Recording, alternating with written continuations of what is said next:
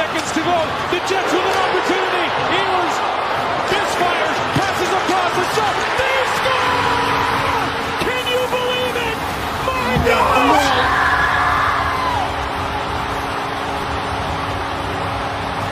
It's going to be sickening to me that the one time an actual Long Island-born player was a fan of the Islanders instead of the Rangers, not to mention a high-end one, might end up on the Philadelphia Flyers. I mean, that's just awful. And here it comes. Draw. The fourth Wow. is number 13. Holy shnikes. Holy shit. I think the Islanders won the draft lottery. 13! 13! Oh my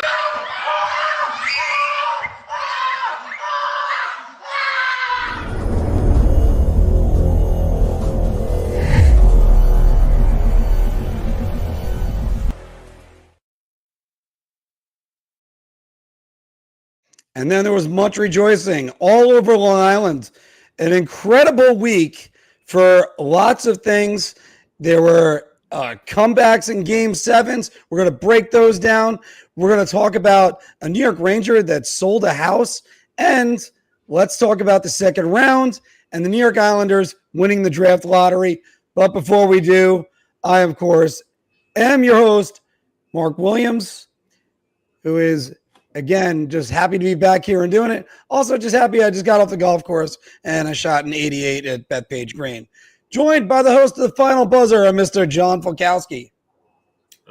Speaking of green, I mean, I had nowhere else to go with that, but yeah, springtime blues for the Rangers. The other man on our panel is very happy today. Going to wish him a happy belated birthday, Mr. Anthony LaRocco. Yeah, because after all, he got a good birthday present from Gary Bettman. Yes. Yes. First off, thank you, Phil, for the birthday wishes. My birthday was yesterday. I'm not going to state how old I turned, but yeah, no, that was the Islanders winning the draft lottery certainly was I guess you could say an early birthday present, but certainly didn't expect it. And, you know, if you believe in conspiracy theories, I guess you could say thanks, Gary, but I'll let you sort that one out. Yeah, well, we'll figure all that one out in a minute, and we'll sort through that as we go into the A block, where we're going to be talking about the New York Islanders winning the draft lottery. But before we get into that, everybody make sure you click the link below. Big Apple Hockey hats and shirts are available, and the A block is powered by SeatGeek. Use the promo code Big Apple Hockey. People were asking me about that this week. Phil, there was a comment that you just highlighted? Yeah, you know what? I'm going to start that because we're going to talk about that in a little bit, actually. My bad. All right. Thank you, Okay, fellas, but yes, everybody. Buon compleanno, Mr. LaRocco. But let's get into the big news, of course, and that's the NHL canceling the All-Star game at UBS Arena. They're going to replace it with an event, an international event, they referred to it as. And New York State Governor Kathy Hochul decided to throw a hissy fit and send them a letter about it. But let's ignore that because the New York Islanders won the draft lottery. I don't know if I'm like many people that watched. I didn't know what the hell was going on. Yeah, that's what this comment was. Was anybody else confused with the actual drawing process? Yeah, James, I think it was definitely transparent. This is the way they really do it. You always hear about the behind the scenes that goes on with all this, but this is actually the way that they do it. And I didn't have the volume on because I was working at the time, clearly. And I'm sitting there going, what's going on? And then and the guys were asking me, they're like, what's going on? I'm like, I think the Islanders just got the first overall pick. So, I mean, it's amazing. It's the second time the Islanders have won the lottery in their history, Anthony. And, of course, the last time was John Tavares. It'll be the third time they picked number one overall. They traded up to get Rick DiPietro, correct, guys? Yes. Okay, good. Yes. Right. So the question is, and I'll direct this right to you. And by the way, Anthony, good thing we haven't done the Islanders wrap-up show yet. Everybody Make sure you stay tuned to that because we got a lot of Islanders news that are coming in.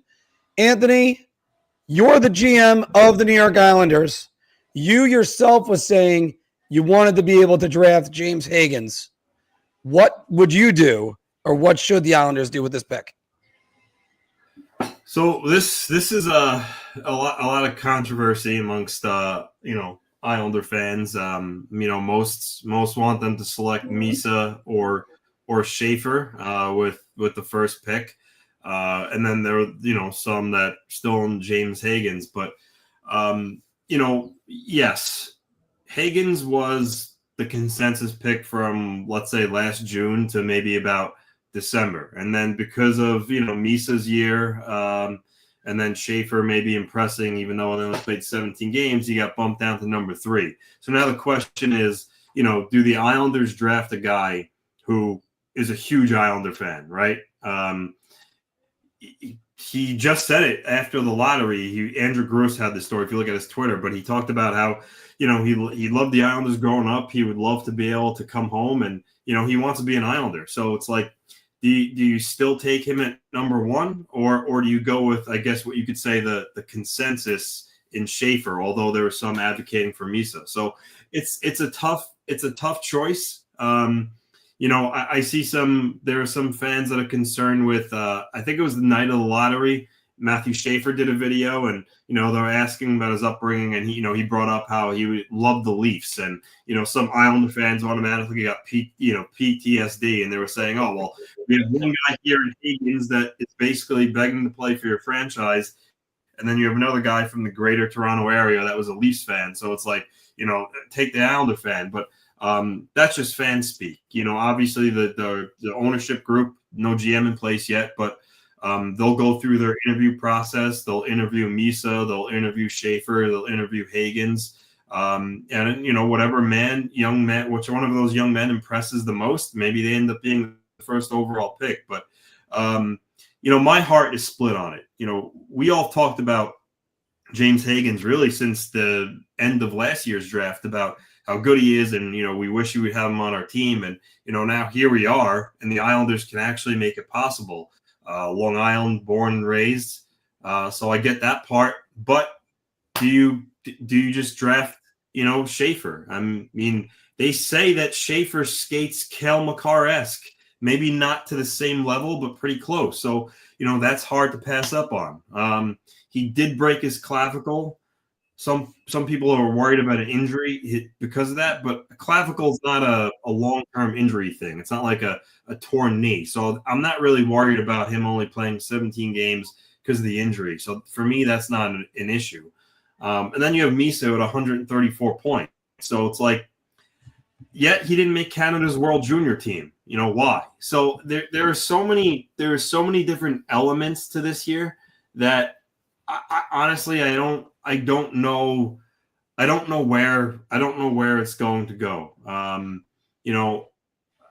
My gut right now tells me that I think they're going to go with Schaefer just because he's 17 years old. He's actually close to being eligible for the 2026 draft, and he's already 6'1", 180 pounds. So it's like, the guy may end up being a beast. So it's like, so I don't know. I think they go with Schaefer, but I wouldn't be surprised if they did go Hagens. And before I hand it off to you guys, the one element that people are talking about, which I think Range Central's saying that I referenced, is that there's the possibility that if the Islanders interview Hagens and they really fall in love with him and they say this kid has a good head on his shoulders, he wants to play for our team, maybe they draft Schaefer and try to get that 4th pick from Utah, because there's some talk about how Utah, they want to win now.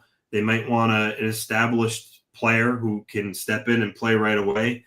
And that's where Noah Dobson's name comes into it. Would Utah take Noah Dobson in Colorado's 2026 first for that 4th pick? I don't know, but it's not totally impossible. And if that did play to fruition, I think Islander fans would their heads would explode, because that would be a dream scenario, right? Schaefer and Hagens to go along with Richie, Yzerman, Nelson. I mean, the team would be transformed overnight. So, So I don't know. That's kind of where I stand on it. I think it's going to be a tough decision. I wouldn't be upset about either three because they're going to get a cornerstone player. But I don't know. The determining factor really is which GM. Which GM comes in there. Whether it's Bergevin, whether it's Stolarz, everyone has different preferences, right? So it's really up to them. We're also going to talk about who the Islanders should potentially stay away from in their GM search in Bar Talk. Phil, what do you think? What would you do if you were the Islanders GM? – Drafts are complicated because it's all about boards. It's all about each team's individual boards. Like you see it in football all the time. Teams trade up for quarterbacks, positional needs, so on. It's all about who you identify as the guy that you want. And your scouting staff has to come to a consensus on it. I think James Hagens would be a great story. I wonder about his skill in relation to Misa and, Schaefer. I think Schaefer might be the best player in this draft. I just think when you have a guy that's 6'2", 185 pounds, he's barely 17, comes along and he could skate almost like Cale Makar. I think you're looking at a franchise type defenseman. I really do. James Hagens, I think, will be a first line center in this league. I wonder about his goal scoring. I think he has a good shot. I don't think it's a great shot. It's not. He reminds me of a lesser version of Jack Hughes. Lesser in the fact that he's not as good as a skater, still a very good skater, but Jack Hughes is a phenomenal skater. Let's face facts. Another thing is Jack Hughes is a better shooter. There's size comparisons. Will Hagens be another thing that people seem to worry about with Hagens is whether or not, because of his size, whether or not he'll be able to be a center in the NHL. Like, people are having that discussion about Jack Hughes. Should Jack Hughes be a winger? Should New Jersey go after another center and move Jack Hughes to the wing and have him be a winger? So that's something to keep an eye out on with Hagens. If the Islanders fall in love with Hagens, what they should try to do is they should try to trade down. They shouldn't take him at 1. It's not good value at 1 right now. Honestly, the best pick for me would be Matthew Schaefer. I wouldn't even overthink it. I would just do it. Even with Noah Dobson, even if you keep Noah Dobson, what's the bad part about having 2 cornerstone defensemen in your top 4? Mm-hmm. I mean, teams build around defense. You win with defensive depth. And that's where the Islanders have lacked depth over the last, let's just say, 5 seasons, because guys like Adam Pelech keep getting hurt. Ryan Pollock banged up. Noah Dobson developing defensively, but he looks to be the part of a very good point producer. So getting Schaefer there would help them big time. But at the same time, I don't think they've had a center like Michael Misa in a very long time.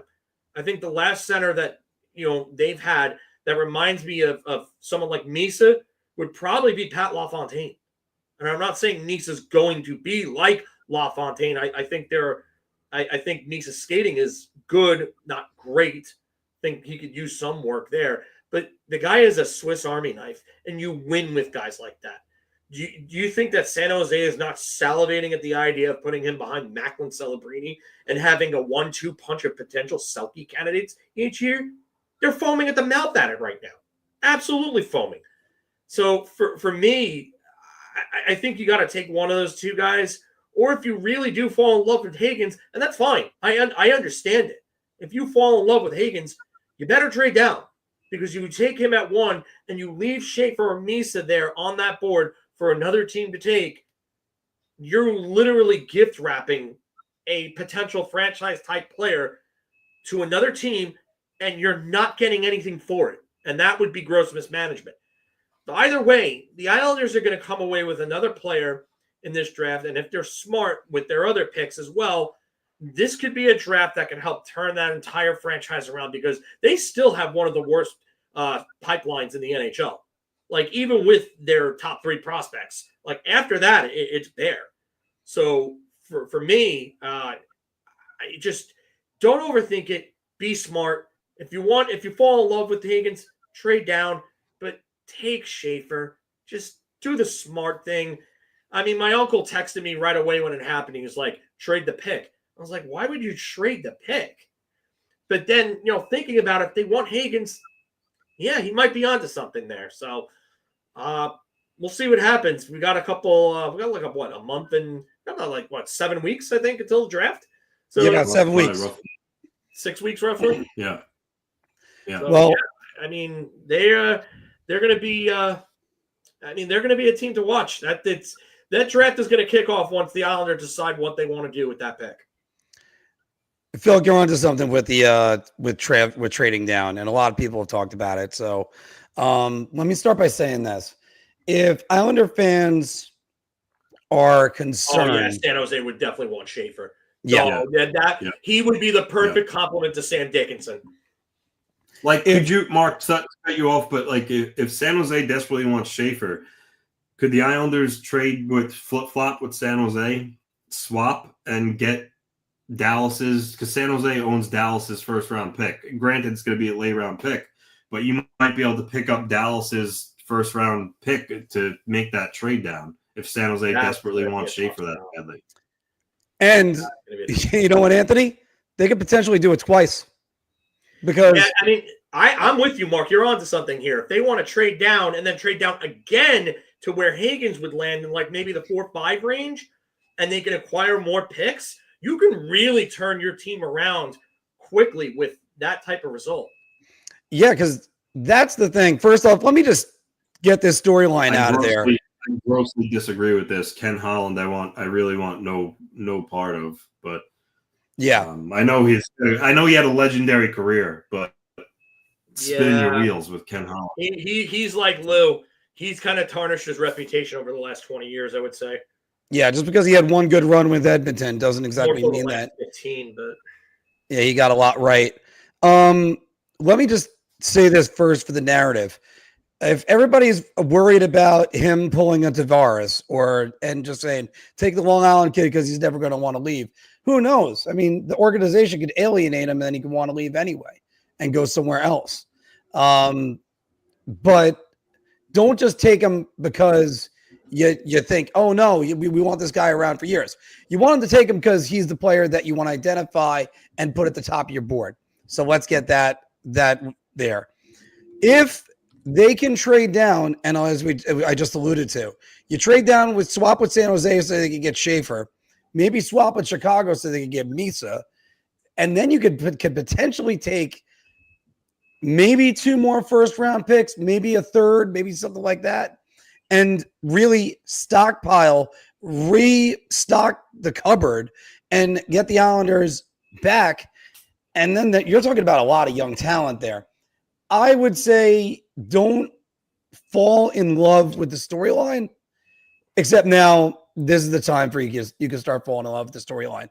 Because the only thing I can think about in comparison to this is almost like the 1980 draft where Dennis Savard went 3rd. The number 1 overall pick was the Montreal Canadiens. They drafted Doug Wickenheiser instead of taking the hometown boy, Denny Savard. Yeah, I mean, I talked about I highlighted Jay's comment because you can't win a lottery, but San Jose, if they wanted to trade into the 1st overall pick, they could trade into that. And if the Islanders, like I said, if they fall in love with Hagens and they want to move down, I mean, if the new GM can get a little creative and get there, that could help restock that cupboard quicker than expected. Exactly. And that's why this is something this is why I don't think a veteran GM there's one guy I really want to stay away from, but we'll get to that in a second. This is why a veteran GM might not be the best one to go with. Get the younger guy that'll think outside the box, and he'll identify Hagens, go down a little bit more. He could potentially go down, I think, as low as 4. And still his stockpile several draft picks. And then the Islanders are looking like an exciting organization, not just I think actually the Islanders have a better future right now than New York Rangers, but that's a different story at the moment. But this is something, if they can get Hagens, we were talking about this all along, if they could possibly get up to get Hagens. Well, now they can. It's almost like they went too far. If they could have stopped it at 4 and not gone all the way to 1, but instead, now you're at 1. Now you have a bigger decision and you want to trade back. If you're going to take one of those other 2 guys and not take Hagens, you'd better damn well be sure. And that's what I will say for the Islanders in this situation. Because we know what Misa put up with 120 points? 134 124 games. Yeah, those are ridiculous numbers. And the fact that Schaefer looks like he's going to be since McDavid. Yeah, and he's Schaefer looks like he's going to be real good. We could go through all the prospects right now, but I'm doing my homework on him as we speak. This guy, though, I mean, this will be the highest draft pick ever from Long Island. Am I correct? Yeah. Yeah. Komisarek and Hagens, Hagens was a first rounder. It was Komisarek and Nystrom as well, all in 2002 that were big Long Island. Charlie McAvoy was another one that was high, but he was lower than those guys. The other thing you got to think about, though, is that Hagens is not somebody who might not even go top 5. There are a lot of mocks and a lot of rankings that have Hagens outside the top 5 right now. I mean, you're looking at between Schaefer, Misa, Porter Martone, Anton Frundell. I mean, some even have Caleb Denoye higher than him. I don't know if I necessarily agree with that. But there are other players that are ranked above Hagens. And Hagens could go, I would say, anywhere between 4 to 8, maybe even 10 if he's not valued as highly. Depends on the team. Depends on the board. Anthony, you first. I think one thing when you compare, if you're trying to compare, Schaefer's a defenseman, but Misa and Hagens, Misa is a teenager that plays against pretty much teenagers. Hagens is a teenager and plays in the NCAA that's more mature. That's a more mature league. There's a lot of 21-year-old, 22-year-olds in that league. So there is something to be said for that. Sure. Hagens didn't necessarily even do anything wrong per se that knocked him off that number 1 ranking for a while. I think it's more of Misa had a monster year. Yeah. He skyrocketed. I still think James Hagens, and Phil, you said it earlier, I still think he's going to be a number 1 center in this league for whoever drafts him. Whether it's 3, 4, 5, I think he's a phenomenal player. So when it comes to the Islanders standpoint, if you have a guy that loves your team and wants to be there, there's that draw of, okay, well, let's draft him. But that's why it goes back to none of us know what the Islanders organization is thinking right now in terms of, what their priority is. I mean, yes, they don't have a guy like Schaefer really in their organization, but at the same time, they need another higher end offensive producer. There's Barzell, there's Horvat, they're fantastic offensive players, but Callum Ritchie looks like he's going to be a solid, probably second line center in the league, but they need more offensive firepower. And Hagens is an electric skater. Yes, he's undersized, but he just kind of oozes offense. The question is his size, his play away from the puck. So again, I don't know. I mean, I think I don't know what the new general manager is going to prefer. I think that's what it's going to come down to. I'll say this. I've watched all of James Hagens this year at Boston College. The one thing that concerned me is the fact that he seemed like a better fit with Teddy Stiga than he did with Ryan Leonard and Gabe Perreault. I just, for some reason, the fit just wasn't there. And he played better at the World Juniors than he did for most of the season at Boston College, which is kind of scary because usually it's the other way around, or maybe you find that one player that comes along like an Eric Johnson that has that monster tournament and his stock shoots through the roof. But Hagens was really his season was weird, and that's why I think he might slip a little bit. My point is that I just think that he's somewhere in the 4 to 6 range, more likely. I think 8 if he slips. I don't see him slipping that much, but I don't know if I have him ahead of a guy like Anton Frundell.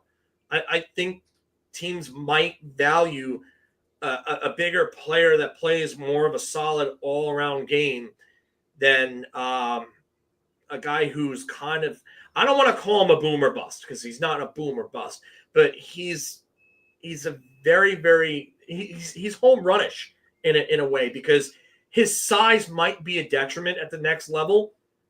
He's going to need to put on some weight, and Jack Hughes is somebody I'd look at if I were him, or if I were any team looking at him. Jack Hughes is a guy, just electric skater, amazing puck handler, great playmaker, better shot than Hagens, if you ask me, better skater too. But with that size in the position, is injury concerns going to be something that teams are going to look at when identifying him as a center, as opposed to maybe, someone wanting to take him and putting him on the wing? I don't know. I can't say that for sure. Well, again, I go back to about 4 weeks ago when the birthday boy in the upper box over here said, think about it if the Islanders have Danny Nelson, Callum Ritchie, Cole Iserman, and then if they can move up and get James Hagens. And now they might have blown past James Hagens. And thinking about that, the Islanders, they could have an unbelievable amount of riches. And it's going to be interesting to see how this plays out. I still think trading down and taking Hagens would be the best option because, after all, I got brought up before, Montreal passed on Denny Savard. I don't know if that's the best. I mean, like it's a perfect world. It's you draft Schaefer, you somehow trade back to 4 or 5, then you take Hagens. So that would be that's going to be scenario. That could be a good scenario too. I don't agree with trading down and simply drafting him is the best scenario. I think that would but you would be recouping picks by doing that. I just don't know if you're going to be able to trade back into the top 4 or 5 of this draft, even with it being a weaker draft. Like, are you really going to move Dobson to do that? I feel like you're getting rid of a young asset to try to, unless you feel like you're not going to be able to re-sign him, you're not going to have him long-term or whatever the case may be, or he wants out, whatever. Something happens behind the scenes. Yeah. Like, I don't feel like that's a smart move on their part. I think like the smart move would be just to take the best player. And even though the story would be nice, the stars just didn't align. And guys, we're going to talk more about the NHL playoffs and what happened last weekend. But first, let's get to what happened over the last couple of days. We'll start with the Toronto Maple Leafs winning Game 1 over the Florida Panthers. Anthony Stolarz in a collision with Sam Bennett. We're going to get more into that in the Bar Talk segment too. But that was a game where Toronto came out, had a 3-1 lead, even took a 4-1 lead, but then had to hold on at the very end. Guys, what was your impression? Anthony, I'll start with you in Game 1. I just thought the Leafs came out. They took it to Florida. Florida was a little bit shell-shocked, and then as the game went on, Florida found their game, and they made it a game where it became almost like a toss-up. Toronto obviously got a big goal there to make it 5-3, give them some breathing room. But I don't think that my opinion of the series has changed with Toronto winning Game 1. I still think Florida is going to win the series. But I just think Toronto, in a 7-game series, I don't think they're going to be able to keep up with Florida's grit. To be honest with you, I mean, Florida has a lot of agitators that play a heavy game with Marchand, Bennett, Luostarinen throws the body around. So I still think Florida's going to win the series. My opinion hasn't changed. As for the play with Bennett and Stolarz, we all know Bennett's reputation. With that said, I don't think he was intending to hurt Stolarz. I think it was a matter of, he was cognizant I can make some contact with him, so I'm going to do that. But I don't think he actually purposely tried to injure him as badly as he did, it seems. All right. Phil. Oh, by the way, Anthony, what'd you have Florida winning in this series? Well, first off, I had Tampa Bay beating Florida, but if you're just asking me in general, Yeah. I have Florida winning in 6. Yeah, we all did, Anthony. We all did. I do have Florida winning this in 6. Phil, what are your impressions of Game 1? Toronto impressed me by coming out and playing with a lot of balls. Like I would take the Tanaka gift from Major League 2 with the marbles, and that's literally what they did last night. Was they came out and they fed Florida their lunch on a silver platter. They just literally they came and they took their lunch money and said, "Okay, this is how you guys are going to play with everybody else. You're not pulling that shit with us." It's funny because Florida has done this to so many teams, and Toronto just did it right back to them. And Toronto, I think, was preparing for this. When they went out and they got Brandon Carlo and they got Scott Lawton and Jake McCabe over the years, they made it a Max Domi, guys like that, Steven Lorentz, Adam Ekman, Oliver Ekman-Larsson. Wow, I almost fucked that one up. But you know what? I think that this is what I was talking about. They were coming towards a realization that we're going to have to play a grittier, more tougher game to beat teams like this in the playoffs. And they built that team for this. And they responded very, very well last night. William Nylander had himself a game. He looked like a man that was on a mission last night. Austin Matthews, and for all of the talk about him not producing, yes, he needs to produce more. But you know what I'll take from Austin Matthews if I'm Toronto? Neutralizing Alexander Barkov, which he pretty much kind of did last night. So if that's what's going to happen here, and Austin Matthews is going to be the 2014 Rick Nash for the Toronto Maple Leafs, and he'll be able to neutralize the other team's top center, then you take that and you run. Because if that's going to be the strategy here, and Marner's going to pick them apart, and Willie Nylander, John Tavares will pick them apart. Matthew Nyes was great last night. You see his goal? He pulled his way to the net. Offer sheet incoming. That guy is turning heads right now. So, I do think that Stolarz, the loss, if he's out for an extended time, that hurts. But I'll tell you right now, Toronto really has – it seems like they've been building towards this for a while with the way that their team is being built. And it definitely paid off last night. I picked Florida in 6 as well. But I don't know. I mean, if they can get good goaltending from Wall, or at least good enough goaltending to win a game or two until Stolarz gets back, you never know. I'm not worried about the series right now. I got Florida in 6 as well. And I just think Florida, they have these games where maybe Toronto was the better team. And, well, Toronto was definitely the better team in Game 1. Let me just correct that. But Toronto kind of maybe surprised them a little bit. That being said, however, Toronto does this. Games 1 through 4, they usually play their strongest games of the series. The question is, games 5, 6, or 7. Can they close it? Yeah. Can they close it out? They were until last week, until Game 6, they were 1-14 in closeout games since 2016. That's ridiculous. And I have to check out those numbers again, because it was definitely something like 1-14 in the last 15 of them. However, I think that Toronto is trying to prepare and trying to play for a game they could throw back at Florida.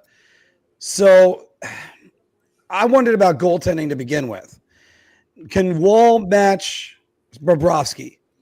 And we asked this question 2 years ago, and the answer was no. Now, this year, let's see, with a little bit more experience under his belt, because after all, if I'm correct, Joseph Wall was the guy that Radko Gudas screamed in his face when they won the series. I'm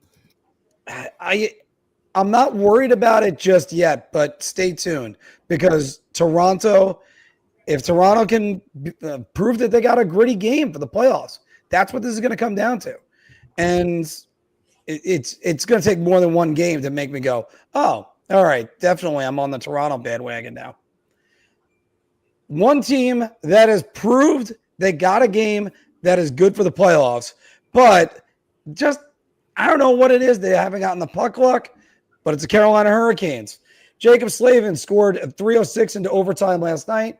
That one just squeaked just under the pad of Logan Thompson. 1-0 lead over the Capitals. Capitals led 1-0 on Alexei Protas goal, and they tied it. It was Svechnikov kept hitting every single crossbar that he could find. Phil, what was your impression of game one of that series? Washington was dominated. I mean, the shot attempts, the shot count, everything. I think it reminded me of watching like the 2011 New York Rangers. Like, hope you get a lead and then try to cling on to it while the better team just keeps peppering you with shots. And there are a lot of Carolina, we know, loves to settle for low quality shots where they go out for point shots, screens, they pass up higher danger chances, so on. Well, it was a low danger shot that really kind of got through. And, Logan Thompson, who is the better goaltender in this series, make no mistake about it, he got screened and didn't see it. Now the question is Washington really, they can't do anything with Carolina's speed. I said this before. I said it in the chat earlier on. If anyone saw the comment, I said the PDO Kings might have met their end. So, but yes, the PDO Kings are getting exposed. And that's what happens when you have a team of guys that all put up career high years outside of Alex Ovechkin, even though I would say Alex Ovechkin at 39 years old, scoring that many goals is just a complete I don't even know what to call it. It's a freak of nature. But look at the shooting percentages on this team this year. Dylan Strome, 19.5. Ovechkin, 18.6, which is a career high for him. Alexei Protas, 21.1. Pierre-Luc Dubois, 14.1. Tom Wilson, 19.5, career high for him. Connor McMichael, 14.7, career high for him. Jacob Chikrin, 11.2, even though he's had a 20-goal season before. I don't think that's I don't think you can replicate that in the playoffs, because a lot of the fluff teams that you can put up some of those numbers against they're gone. You're not doing that against a better team like Carolina, shooting at 20% against a team like them. Your power play is going to have to be like the 2017 Capitals in order for them to win, because they're going to have to win a special teams battle against this team, especially if they continue to get dominated the way they got dominated at 5-on-5. I don't know how Washington responds. I don't know if there is a response. The one way that I can see them winning this series, Washington, is if Freddy Andersen implodes yet again in the second round. And that's possible because their goaltending, especially if Andersen gets hurt and it's Kochetkov, you really think that Pyotr Kochetkov is going to outduel Logan Thompson? The Kings are going to have the puck 90% of the game for that to work. So I think it's just a matter of the Capitals' team speed just not being enough. Carolina's system is better. Listen, Spencer Carberry is probably going to win the Jack Adams. And you know what? For a 20-point increase from last year to this year, yeah, you know what? He's going to get it. And he deserves it. I'm not saying he's not. But I think he's running into a better coach, a better team, a much faster team. And come playoff time, a younger and faster team is going to have a major advantage in game 88 or 90 of the season.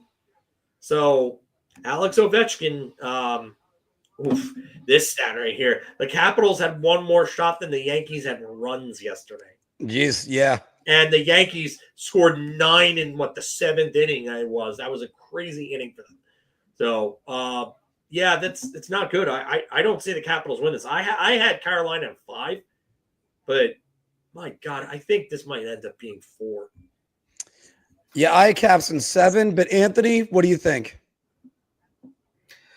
I'm not gonna spend too much time on it because Phil said a lot of valid points there. I mean, really, for me, I think Carolina's going to win the series, but I will say, and he alluded to, Logan Thompson's by far the best goalie in the series, and if Logan Thompson can play the way he did yesterday and really for how he has the entirety of the playoffs, I think that's the key to the Capitals winning the series. If Logan Thompson can play to the level he's been playing at, if he does, then I think they have a fighting chance. But the one thing I'll say about the Caps is they are big. They're obviously slower, but they play a heavier game. If Tom Wilson, Protus, guys like that have size, if they can get in behind the Hurricanes defense and wear them down, and then let the skilled players like Dylan Strome and Connor McMichael and Ovechkin go to work, then in combination with Thompson shutting the door, I think they can make it a series. But I do think Carolina is going to ultimately end up winning it. But I'm not going to say yet that I think that the Caps are in danger of getting swept or they might buy out in 5. I think it might be a little closer than what people give the Caps credit for.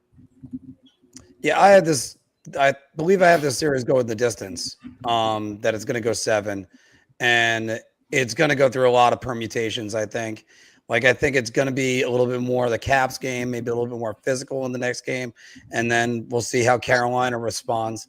Carolina just always seems to not be able to get over the hump, and we'll see whether or not they could finally get to the Eastern Conference and win an Eastern Conference Finals game for the first time since they were a Cup winner. So we'll see about that one. Let's go over to the Oilers versus the Vegas Golden Knights. The Oilers score 3 times in the third period to take game 1 4-2. They now lead 1-0 in that series. Anthony, you got any thoughts about Vegas basically handing game 1 over to Edmonton, or did Edmonton take it? I mean, I think Edmonton kind of took it. Yeah. This is a team that I thought they were dead in the water against LA, really. And then I think they said this is the 5th playoff game in a row where they came from behind and won. So, I mean, that's not a sustainable recipe to go into the finals and have an extended playoff run. I think eventually that's going to catch up to them. I still haven't really sold on the Oilers. I think they really should have lost that series against LA. They're lucky to be here, and I think Vegas is going to beat them. Similar to the what I said with the Leafs and the Panthers. The Oilers winning this game doesn't really change my opinion on who's going to win the series. I think Aiden Hill is better than Picard in goal. I mean that I think is pretty clear, at least for me.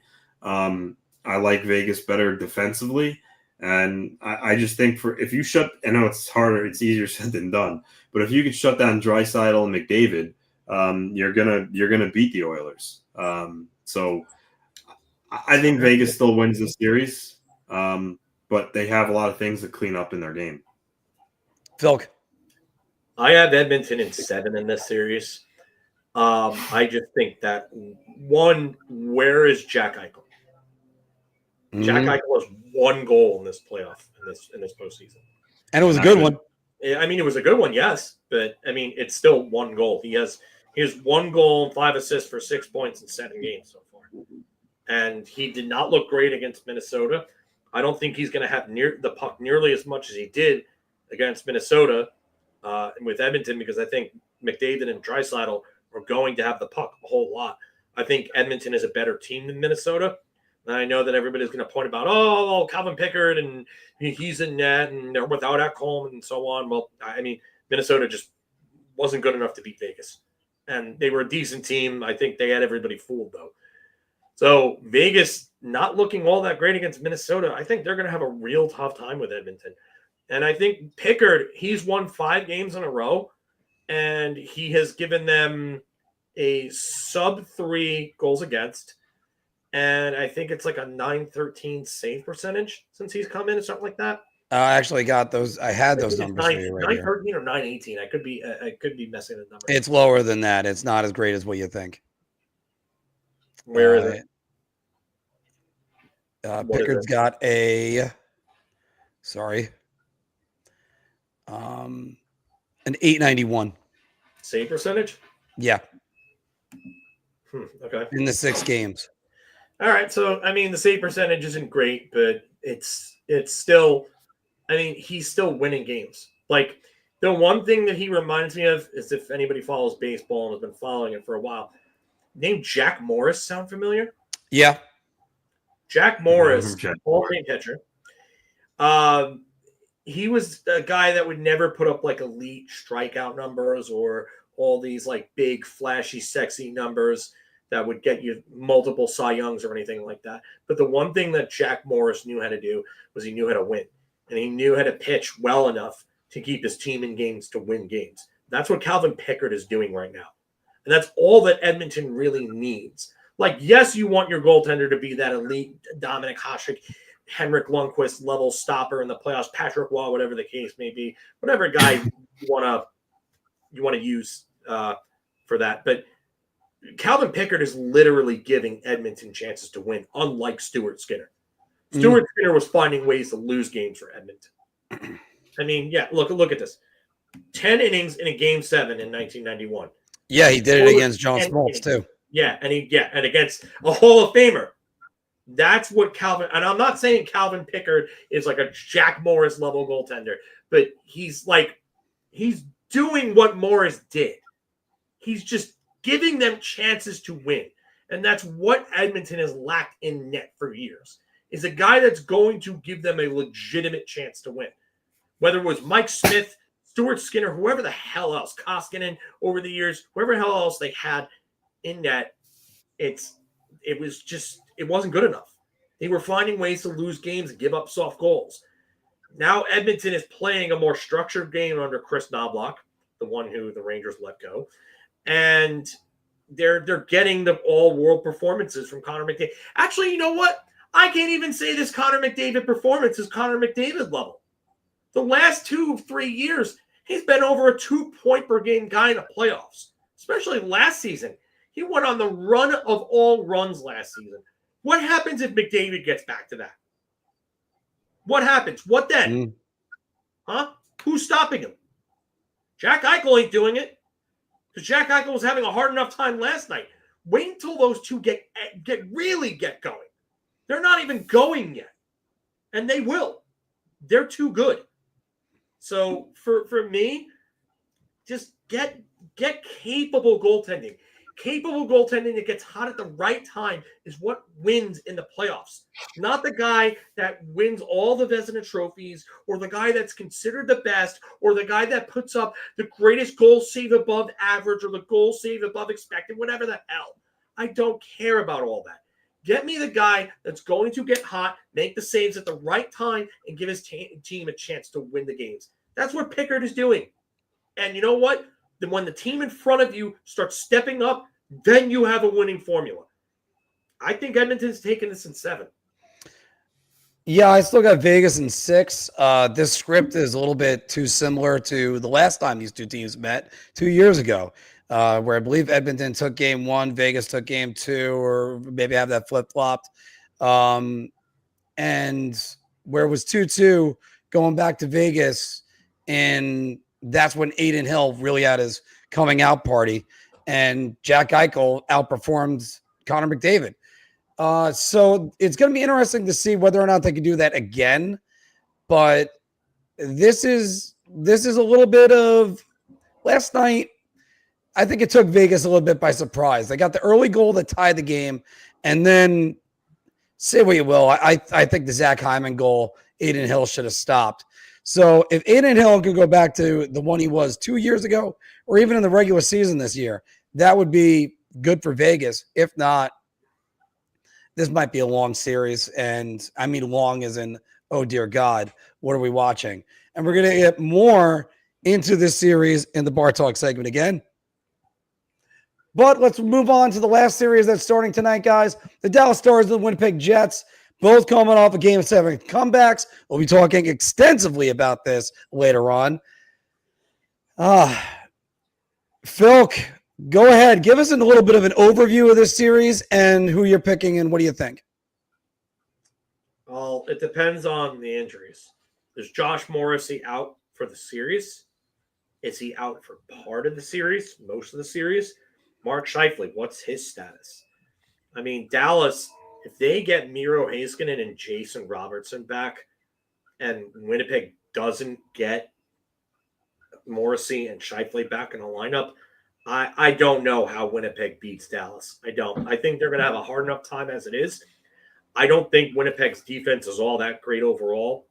I think Scott Arniel is an inferior coach to Pete DeBoer. I think Dallas is just a better team up and down. They have better depth. The only thing that worries me about Dallas is, like I said, their right side. And if Heiskanen can come back, then you can move Thomas Harley to the right side and you can configure things from there. But this is a somewhat even matchup in goal. I mean, maybe you would say even Jake Ottinger might have the advantage in net because Jake Ottinger hasn't had the playoff struggles that Connor Hellebuck has had. But for me, I got to go with Dallas. I'm taking Dallas in 6 in this one. Anthony, do you think they should add like an extra prize in this, like between Hellebuck and Ottinger? Whoever wins the series gets the Team USA job in the Olympics next year?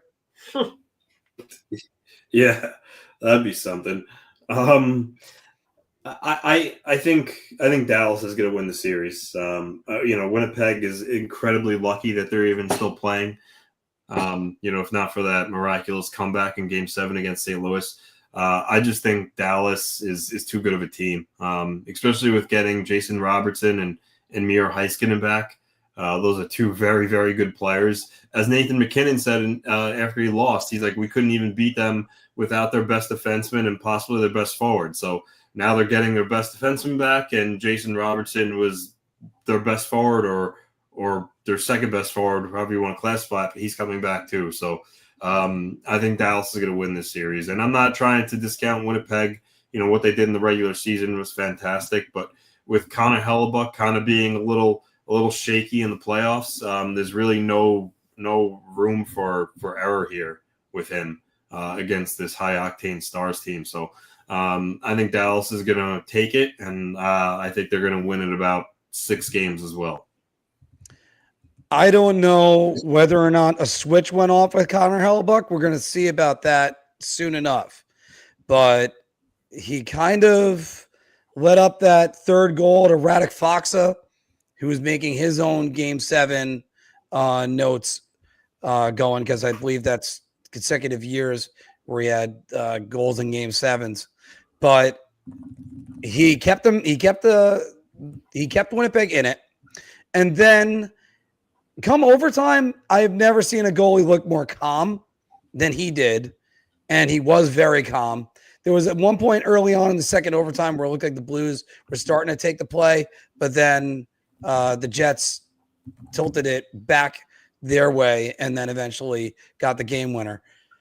Yeah, it's going to depend on Scheifele. It's going to depend on Morrissey. If the Jets somehow win this series without those two, that would be a miracle. But like Dallas, like kind of like last year, you thought they were going to make short work of Edmonton in the Western Conference Finals, and then they didn't. So we'll see whether or not Dallas can actually finish the job right here.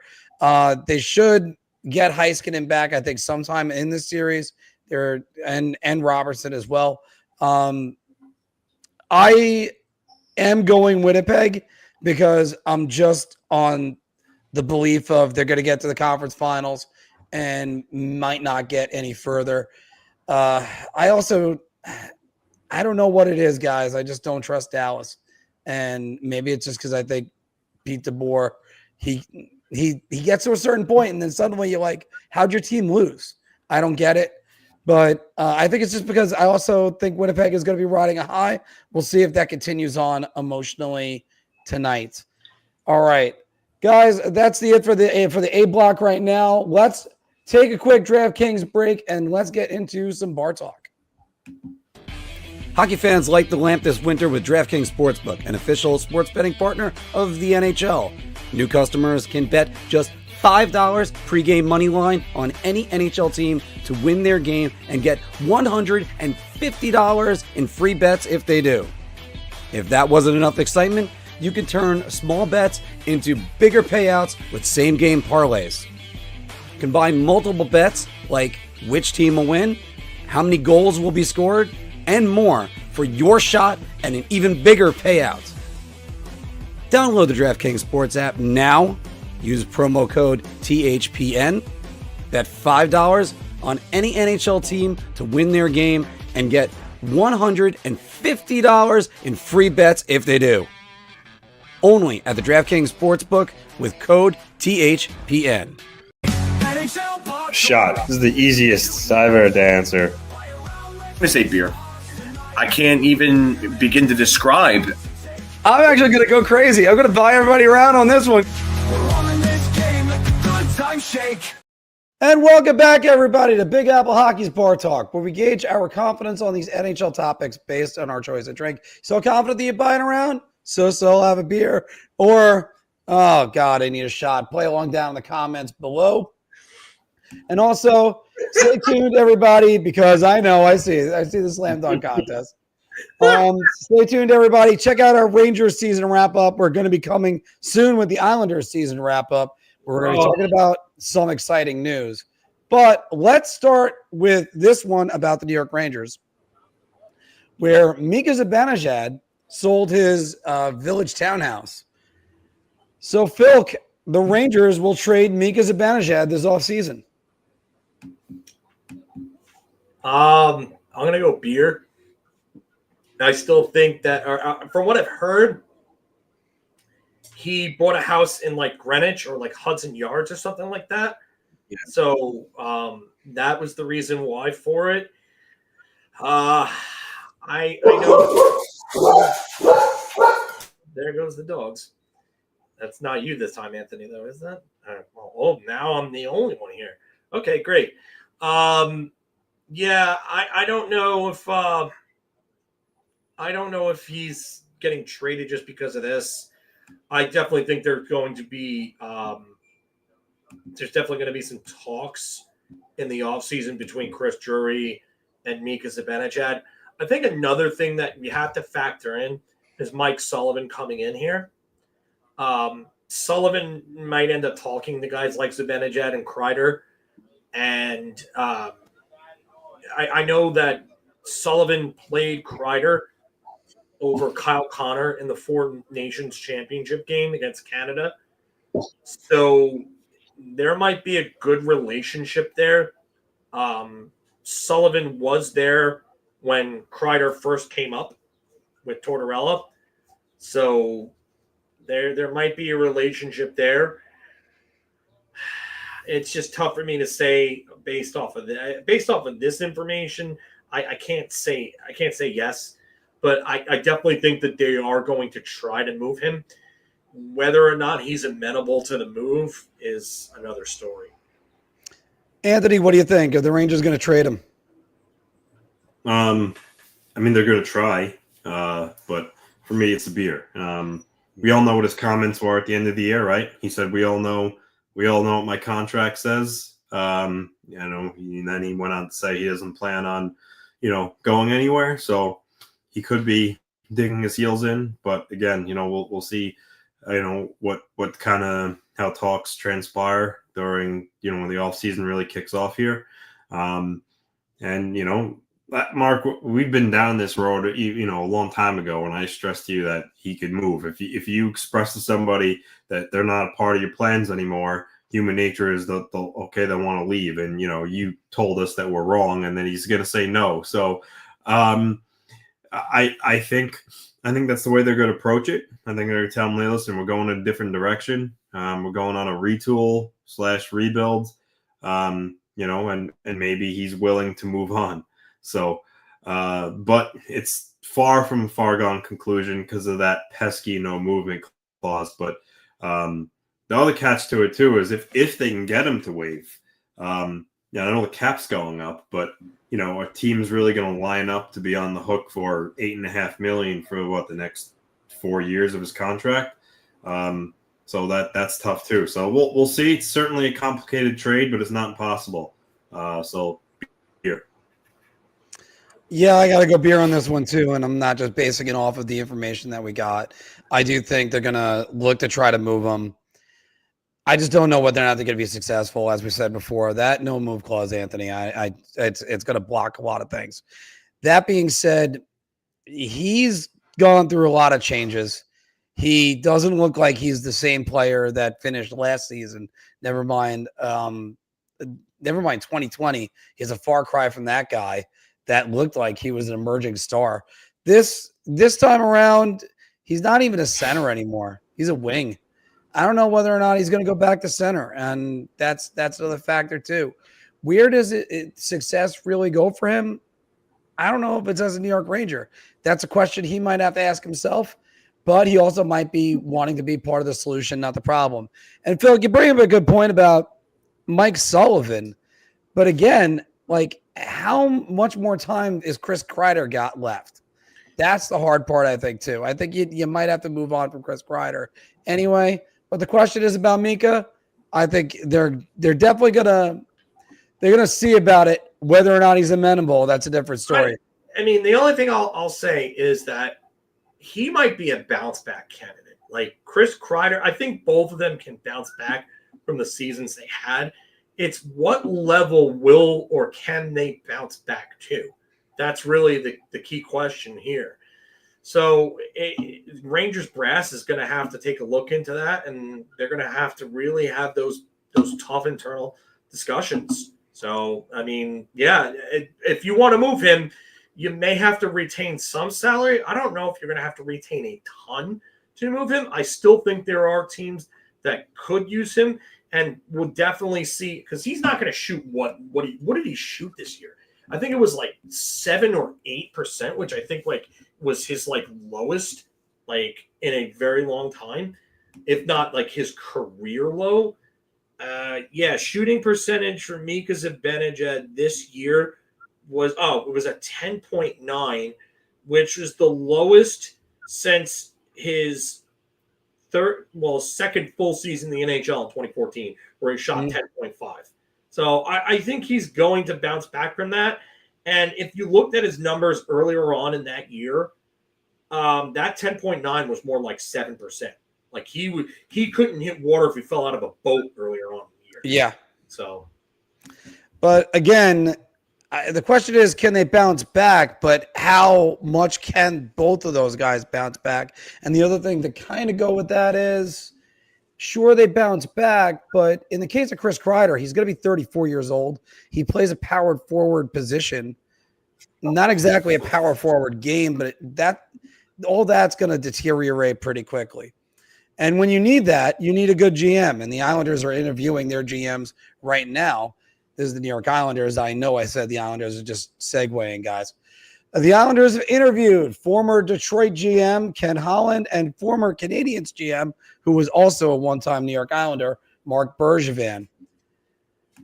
Anthony, the Islanders need to stay away from Holland and Bergevin. Well, I put it up in the comments before when we were talking about it. I didn't highlight it, but I just threw it in there. Arthur Staple had an update, and he said, as of right now, Ken Holland's a no for the Islander job. So it seems like he's out. So I don't know how relevant this is anymore. But I'll change it to Bergevin. They need to stay away from Bergevin. I said it before. Holland. I'll talk about Holland for a minute anyway. Holland, I wouldn't have an issue if he was the president and he hired a GM like Darsh or someone to work under him. That I really wouldn't matter so much. But I absolutely did not want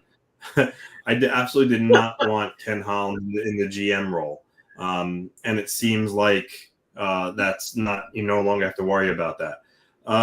As far as Bergevin,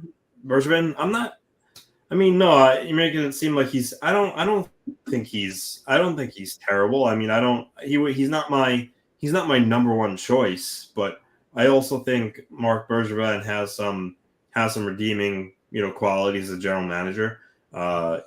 He's the one that made the trade that acquired Suzuki. He traded Pacioretty away and hauled in Suzuki, and he's now the Canadiens, top line center. But like every general manager, any general manager, you could point out bad trades he made, you could point out good trades he made. So I'm not going to say that Bergevin's perfect, but I also don't think he's terrible. So I'll say Beer. Like I said, I'm kind of indifferent on him. I prefer Darsh just because he's a younger guy. I think he is a guy that is ready to be a general manager rather than an assistant. So we'll see what transpires if the Islanders have talked to him. But it seems like right now, though, Bergevin could be their guy. But there's so many moving parts. Honestly, I really don't know which direction this is going to go in. It does seem like they have a lot of interest in Jeff Gordon, but it seems like the Canadians aren't letting Gordon get away. So I would be very happy with Gordon, honestly, if he came in and as the president maybe and brought in a GM. I think I would like that a lot. But we'll see what happens. But yeah, Bergeron wouldn't be the end of the world. And truthfully, hot take, I don't know what to call it, I'd rather Bergeron than Rob Blake, who was just let go by the Kings. I think Rob Blake, look at that trade he made for PLD. He gave away Velarde and Iafallo. And, he got PLD, and PLD is not even a team anymore. So I think he's done a lot of questionable moves. So, I would rather Bergeron than Rob Blake, but I'll stick with the Beer on this one. I wouldn't be upset about Bergeron, but I also wouldn't go dancing in the streets. Phil, would you go dancing in the streets if they had Bergevin? All right, that's definitely a shot because I'm not dancing in the street for any Islander GM hire. And even if I was an Islander fan, I'm not dancing in the streets for that one. Especially, I'm definitely not doing old school Frank the Tank and streaking down or Jack Black in Orange County streaking through the streets. Bergevin's kind of a nothing burger to me. Like, yeah, you could say he made the moves to bring in Suzuki for Pacioretty. That was kind of just a bad move by Vegas, who really kind of wanted to win now. They've kind of dealt away tons of picks and prospects to try to win and get that Stanley Cup, and they eventually got their Stanley Cup. I guess that's reaping the benefits of it. Yes, Suzuki's been a great player for them. Massive year this year, over 80 points this year, point per game player. Very good defensively as well. Probably a guy that you're going to start hearing about in Selke discussions in the next few years, if you ask me. But Bergevin, he also did a lot of other things. Couldn't get the Montreal Canadiens to the playoffs. They were except for that 1 year that they had that crazy Canadian conference, and then fucking Carey Price went on that insane run where he was like, "Oh, I'm back," and then I'm hurt the next year. So really, I don't really think that highly of Bergevin. I know that Anthony, you talked about Rob Blake. Rob Blake made that that terrible move, yes, but Rob Blake also helped LA become a contender overall. So, there's ups and downs to all these choices. The only guy that really sticks out to me, and I'd be very happy about if the Islanders got it if I was an Islander fan, is Matthew Darsh. I want to take anybody that I can from Tampa and put them into my organization because that's a winning organization from head to toe. They know how to create winning teams. They know how to develop players. I want to take everything I can. And even if I can't have their guys, I just want to pick their brains. I want to pick their brains and see what I can get from them on drafting, scouting, and developing because they do it better than almost any team out there right now. So, no, it's Beer. Should they stay away from him? Beer. If he's their choice, I'm not excited about it. I'm also not throwing up into my garbage pail or anything like that. Or putting a paper bag on my head. But I'm not. I just think that it's kind of a meh for me. It's kind of a meh for me too. But the thing that makes me want to say round, don't go near him. because he makes decisions like the Logan Mailloux incident. And no. I don't want to get into that. No, we're not getting into it. Don't worry about that. However, it's just when it comes to him, you're right. Kind of nothing. He also did the Sebastian Aho offer sheet, the one that was kind of like you offer sheeted a guy to basically give the other team a bargain. And then he lost Kakaniemi. That was another one. Yeah, even though it kind of worked out for them. But who the hell is matching that Kakaniemi offer sheet? Oh, nobody. Nobody's matching that because the guy is a complete bust to that point. No one's going to match that type of offer sheet. Right, but you know what? You just kind of look at him and go, really, what exactly did he do? Then you're not really impressed. It's not a great resume. He presided over like that last run that they had. It wasn't that great. I just look at Bergevin and you know what? The same thing you just said, Phil. Nothing burger. Like the Islanders, go get a guy like Darsh. You had the veteran GM with Lou. He established a new culture. Now you can take that culture, get that young mind in there like Darsh or the younger mind, and let's see where it goes. Someone else got this reference. I'm so glad, Kevin. Thank you. You're my boy, Blue. All right. Let's go back to that Capitals-Canes series. Let's look at Freddy Andersen because he's got a .935 save percentage and a .145 goals against average. Those are both the best among NHL starters. Phil, start with you on this one. Freddy Andersen is the most important player for the Canes' playoff success. Wow. This is definitely not a layup. It's anything but a layup because it's actually a really good one. Did Anthony put this one together? Nope, this one was me. No. That's Mark. I'm messing with you. I'm messing. I had to. No, but this is a good one. I'm going to say beer. I could argue two other guys right now off the top of my head that would be vital. And I think one of them is probably a better argument, and I think you know who I'm going to go to right away. Sebastian Aho? Jacobs. Well, Slavin was the first one. Okay. Former guest of the show, Mr. Jacob Slavin, who had the overtime winner. He's going to play in upwards of 30 minutes a game in a game that ends in regulation.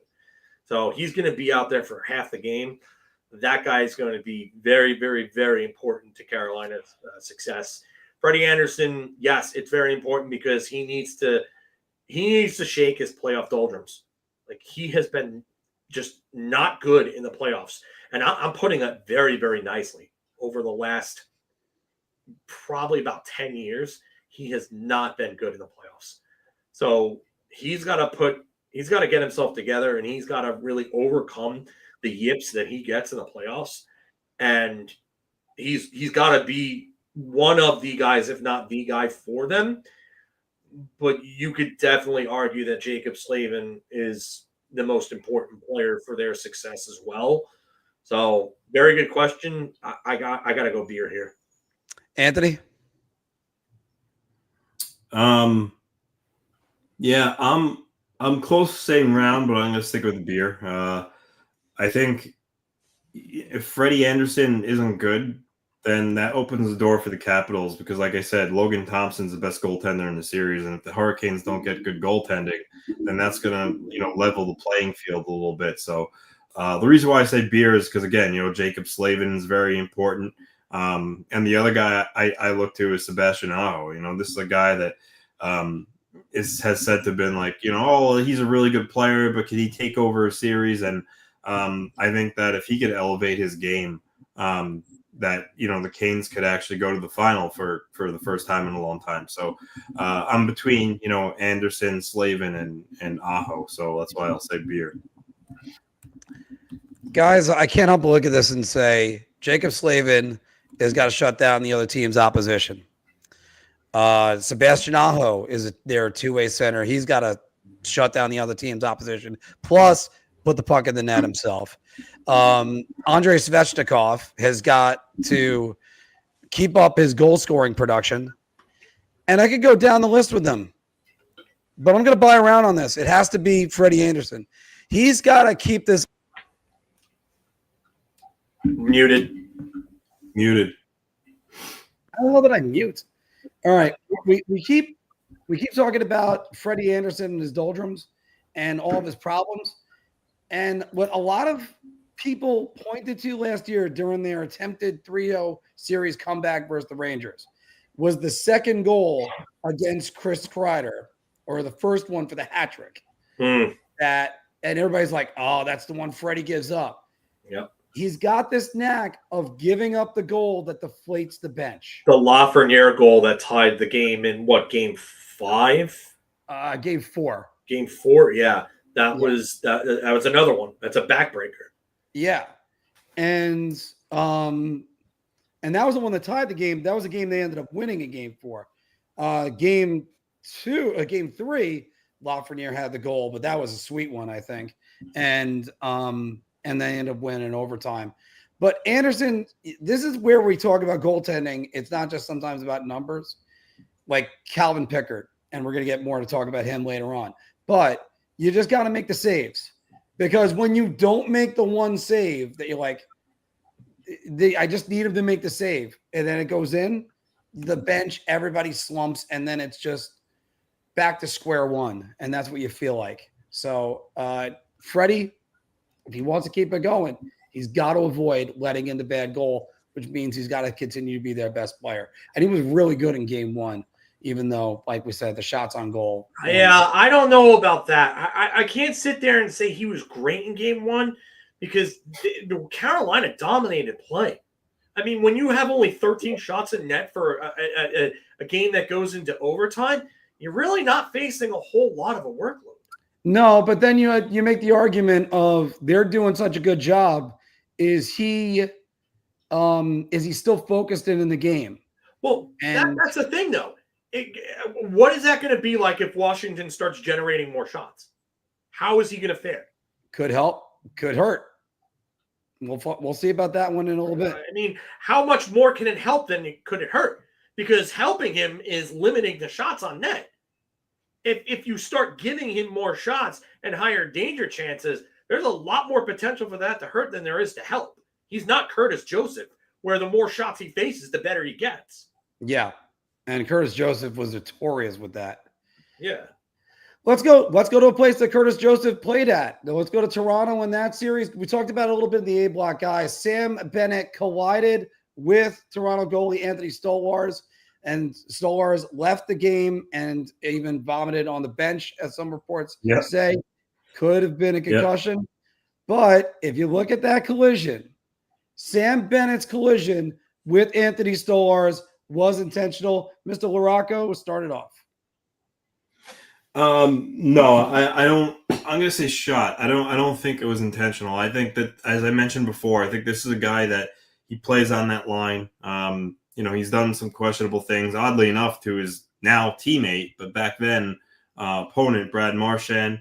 I think this is a guy that, he knew as he was skating through the crease that he had the opportunity to, make contact with the goalie. It's playoff hockey. You get under the skin. He probably figured out, well, I'm skating through the crease here. I'm just going to kind of like bump him because why not? It's close quarters. And I think that's exactly what happened. I don't think he had intention. I'm going to elbow this guy in the head and try to knock him out. I don't think that was the case. I think the contact was intentional, but I don't think he intended to injure him in the way that he did. So I'm going to go shot on that one.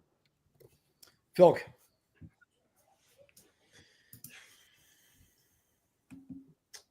This is it for me. I mean, I think he's past the point of receiving the benefit of the doubt. I think we know what type of reputation he has as a player. I'm only going to say beer because I don't know what Sam Bennett's thinking. But if I'm going on reputation, if I'm going on the way he went through that crease, it's not a good look. What I will say is that a mutual of mine on Twitter pointed out that he took a shot to the head earlier on in the game, went off his mask. And I think the Bennett collision kind of exacerbated that. I'll answer this since someone, I guess Mark or Anthony, you highlighted it. I Anthony. highlighted it. Okay.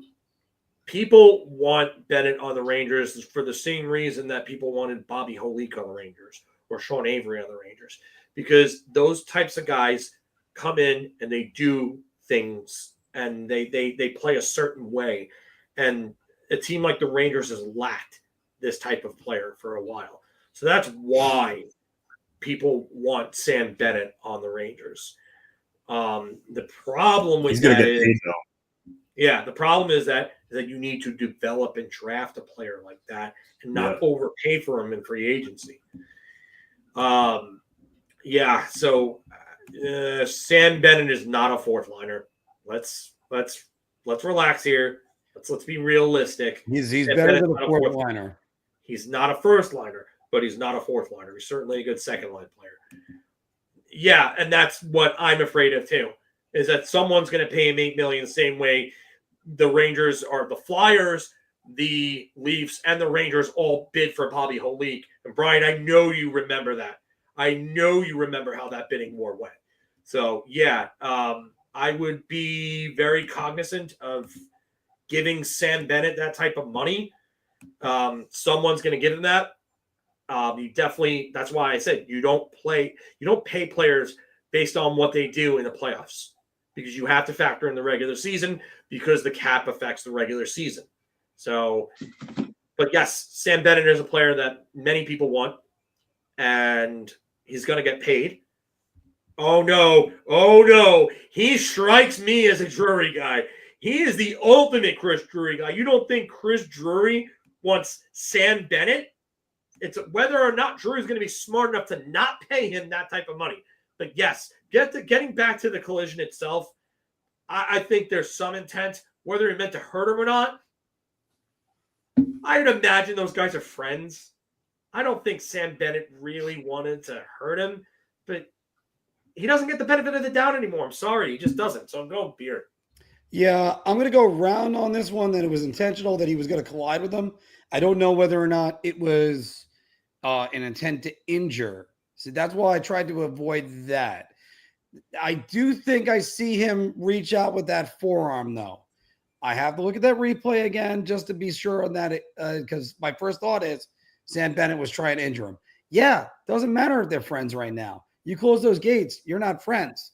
When the whistle blows, okay, you can tap each other and go, hey, we're buddies again. Anthony Stolarz played with them and won Stanley Cup with them last year. So I don't think it's that he wants to hurt Anthony Stolarz specifically, but guys like Sam Bennett, they play on the edge. And like you said, Phil, he doesn't deserve the benefit of the doubt.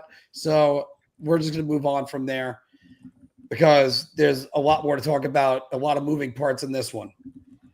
Guys, let's look at one player who's having a really good postseason. But you look at January 24th, Avs trade Mikko Rantanen and Taylor Hall, who's in that three-way deal, to the Carolina Hurricanes. The Avs get back Jack Drury and Marty Necas. But then they end up no, it's okay. We'll keep that going later on. Yeah, I'm gonna highlight end up flipping Rantanen to Dallas for Logan Stankoven with 2 firsts and 2 thirds. And Rantanen then signs an 8-year, $96 million deal. While everybody argues who won the Rantanen trade, Avs, Carolina, or maybe even the Blackhawks, you could argue, or Dallas who won it. But Phil, the big winner in the Mikko Rantanen trade was Mikko Rantanen. I'm going to go around. I'm going to say this, that it's around because he got to go to a super deep team with a great offense. He got the money he was looking for. He's playing in a state with no state tax. So he's getting a lot more money there, than he would in Colorado or New York or Toronto. He just knocked out his old boys with a legendary performance, like legacy game performance in that Game 7. I mean, you think Mikko Rantanen is not sitting on his own little personal throne right now, loving life? He's enjoying the weather in Dallas. I mean, even if he doesn't win the Stanley Cup, he got the last laugh over his old team. He stuck it to that front office. And not only did he stick it to them, he did it to them in the same manner that Teddy KGB did it to Mike McDermott and Rounders in the first part of the movie. And let me stick it to you, Mike. Yeah, that is what Mikko Rantanen just did to the Colorado Avalanche. So yes, he is winning. He is literally playing All I Do Is Win on repeat all over again. Just over and over again right now. And he's probably driving by Colorado's front office doing it. And they're sitting down there looking at him and being like, well, you can go fuck yourself. So, yeah, it's definitely the winner is Mikko Rantanen. 100%. This is, you know what? I'm going to lay up on this. Get the damn hoop. All right. So there we go. So what you're saying with that is, Phil, that Mikko Rantanen. Great pickup on that. Thank you for getting that one. Rantanen had the speeds. I don't have the speeds. That was it. Anthony, is Mikko Rantanen the real winner in this? Get the hoop, Mark. Oh my God! I gotta get the hoop from Anthony. I mean, once again, I mean, I don't really have anything more I could say because Phil literally said everything. I mean, what the guy's playing in the state with no state income tax, more money in his pocket. It's, the weather there is great. He's on a good hockey team. He got a huge bag. On that team is a lot of fellow Finns and countrymen. So I mean, yeah, he won. He won all around. It's a round. It's a hoop. I mean, let's move on. Mark, you shouldn't even have to comment on it. It's that much. It's 7:20 between the legs. Just go to the next topic. Kobe Bryant, 1998 slam dunk contest, 360 windmill through the legs for the win. You know what though? I don't think it's exactly Michael Jordan from the foul line. Everybody else says. I will say this: I am going round on this one as well. Let's make it a hat trick. I went to an old one. Boom, shakalaka. Boom, downtown. But I will say this, guys. I will say this. Carolina got 4 draft picks and Logan Stankoven and Taylor Hall all through those deals. Colorado got Marty Necas, even though but he produced the regular season. Didn't produce the postseason. You're saying he's the real winner. I mean, yeah, those other teams got stuff out of it, but that's not relevant to this question. Yeah, but that's not relevant. Well, again, the other teams got stuff out of it. Jack Drury is going to be a hell of a player for Colorado as well. But he's a depth player, though. He's a bottom 6 guy. A good one, sure. I'm still going around this. I'm trying to give the other points of view a little bit of credit. I understand, but yeah, here we're illustrating that though. Stankoven, who I've been very high on, as you guys know, I picked him as a Calder finalist. I mean, like, he really hasn't given you yet like what you want. Like, can he become a very good player for Carolina? Sure, but right now it's Rantanen. It's Rantanen by far. Yeah.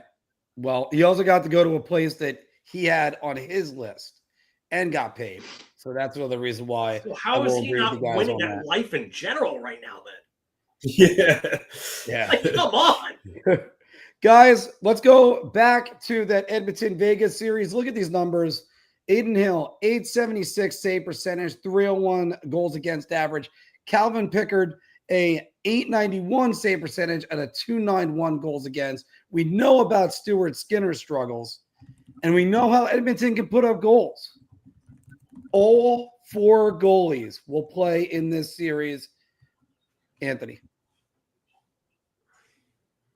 Yeah, I'm gonna go round on this one with McDavid and Draisaitl and some of the firepower they have. It's not a stretch that one game that Hill's going to get pulled because maybe the game gets out of hand, and then also vice versa.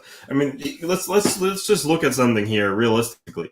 Even though Picard is playing well, he's still like a journeyman goaltender. Like, he's not at any moment he could just get shelled and let in 4 in the first period, and what do you know, Stuart Skinner was into the game. So yeah, I think this is an easy round. I think all 4 of these goalies will play.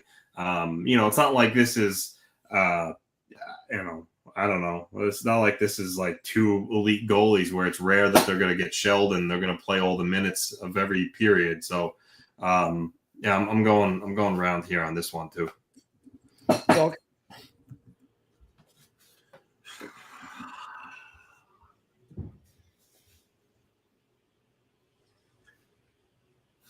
I'm close to saying round. I'm like this close to it. But I don't know if Stuart Skinner gets the net back from Calvin Pickard. I don't.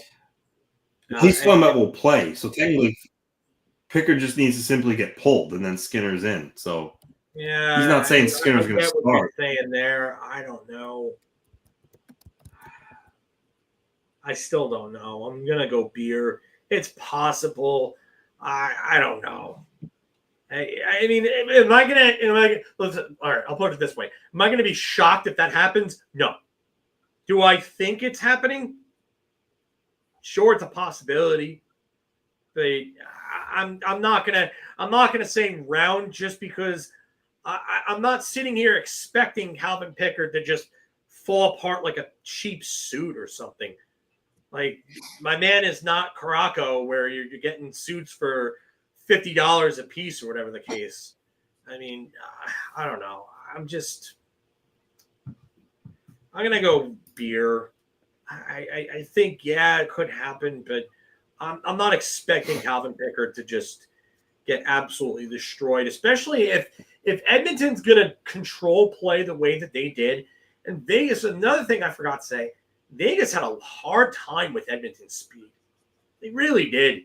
And the same way that Washington had a tough time with Carolina's speed. And even to an extent, Vegas had a tough time with Minnesota's speed. And Edmonton plays a faster game than they do. So, you know what?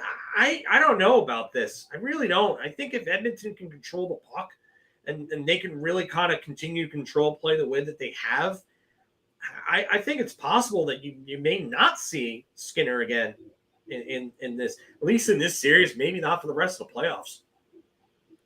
Yeah, that's why actually I'm going to go shot on this, because if you're both teams, you want to make sure these are the 2 goaltenders you run with, and their numbers are not impressive so far in the playoffs. Pickard's making the saves that he has to make. That's all he needs to do. He still hasn't been exactly so impressive that you're going, oh my God, how are we going to get the puck by him? It's like, no, just get shots on him, get by him. I think Vegas is going to tighten up defensively. I think they will be better. But God help them if they go past Aiden Hill. Well, here's another question. Do they get Shea Theodore, Pavel Dorofeyev, and Alex Pietrangelo back in this series? Well, we don't know the status on any of them. Actually, I thought Shea Theodore was back. I mean, and Pietrangelo, no, Theodore played last night. Dorofeyev's out, and Pietrangelo was out. And if they don't get Pietrangelo back, that's 25 to 30 minutes a game that is not being eaten by a true top-end defenseman. Yeah, that's going to hurt matters. That's really going to hurt. Yeah, they're going to have to get in there.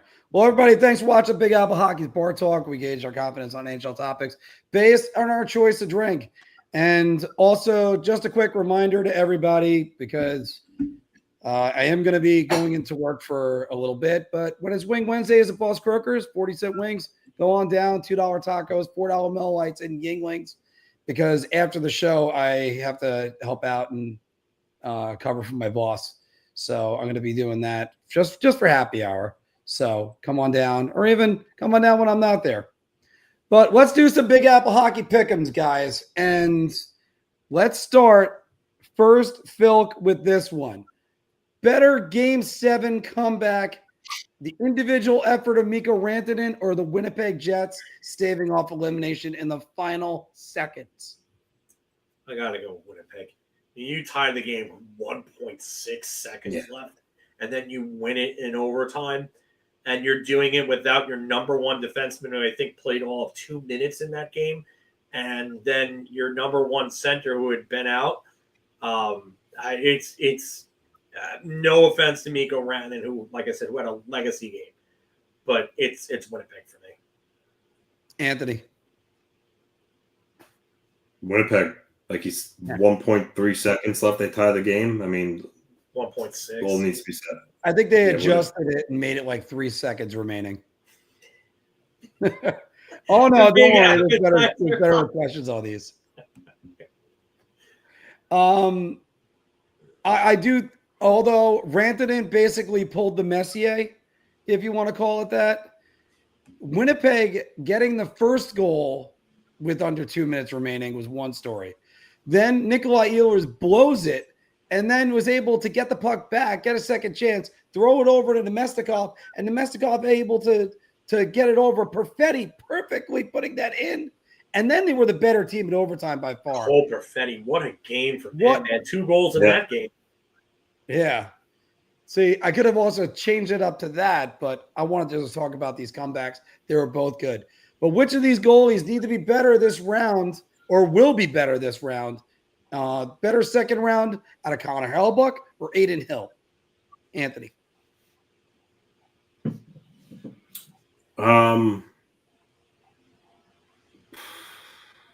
It's tough.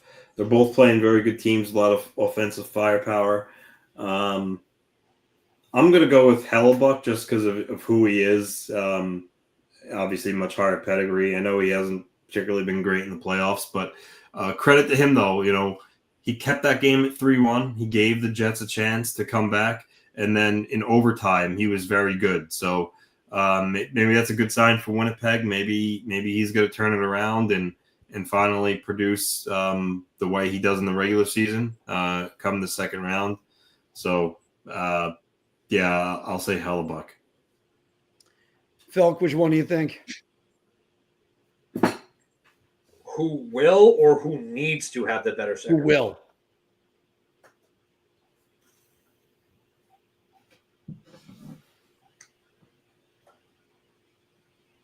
I think both of these guys are coming out on the losing end. I do. That's like the tough part for me. I think Adin Hill will probably have the better second round. I think it's going to be close. It's not looking good right now for Hill after last night. But Hellebuyck is going to be facing a tougher team. You ask me, I think Dallas has a legitimate. I did the second chance bracket last night on NHL.com, and I picked Dallas to win it all. So I just think that Hellebuyck is going to have his hands full. And like I said, especially if there's no Mark Scheifele and no Josh Morrissey, that's really, really going to be tough for Connor Hellebuyck. I mean, I would love to see Hellebuyck step up and really kind of like make this series close. But I just think that Winnipeg is not deep enough in general. Their center depth is not good, and that's why I said they should have traded for Brock Nelson. But yeah, I got to go with Adin Hill. I think Adin Hill is probably going to have the better series, even though it's not a good start for him. I'm going to go Connor Hellebuyck, guys. I just have a feeling Connor Hellebuyck is going to be a little bit more calm and composed. And I think Winnipeg, minus Scheifele and Morrissey, they're going to have to play a more structured, disciplined style of game. And maybe not running into the hottest team in the league might really help them getting by St. Louis. But we'll see how they do. Maybe you're riding a big high, sort of the way I had a great drive on 17, ended up having another great shot, but I parred that hole, so it was okay. So, but you know what? Sometimes your confidence just leads to another good thing. Phil, which star needs to step up? Mitch Marner or Jack Eichel? Historically speaking, it's Marner. Right now, it's Eichel. Eichel needs to be better than what he's been. He was nearly invisible against Minnesota. Like I said, 1 goal, 5 assists, 6 points in 7 games. It's not Jack Eichel. This is not the Jack Eichel from the 2023 run where he was great. He was brilliant for Vegas. Eichel needs to really start stepping it up.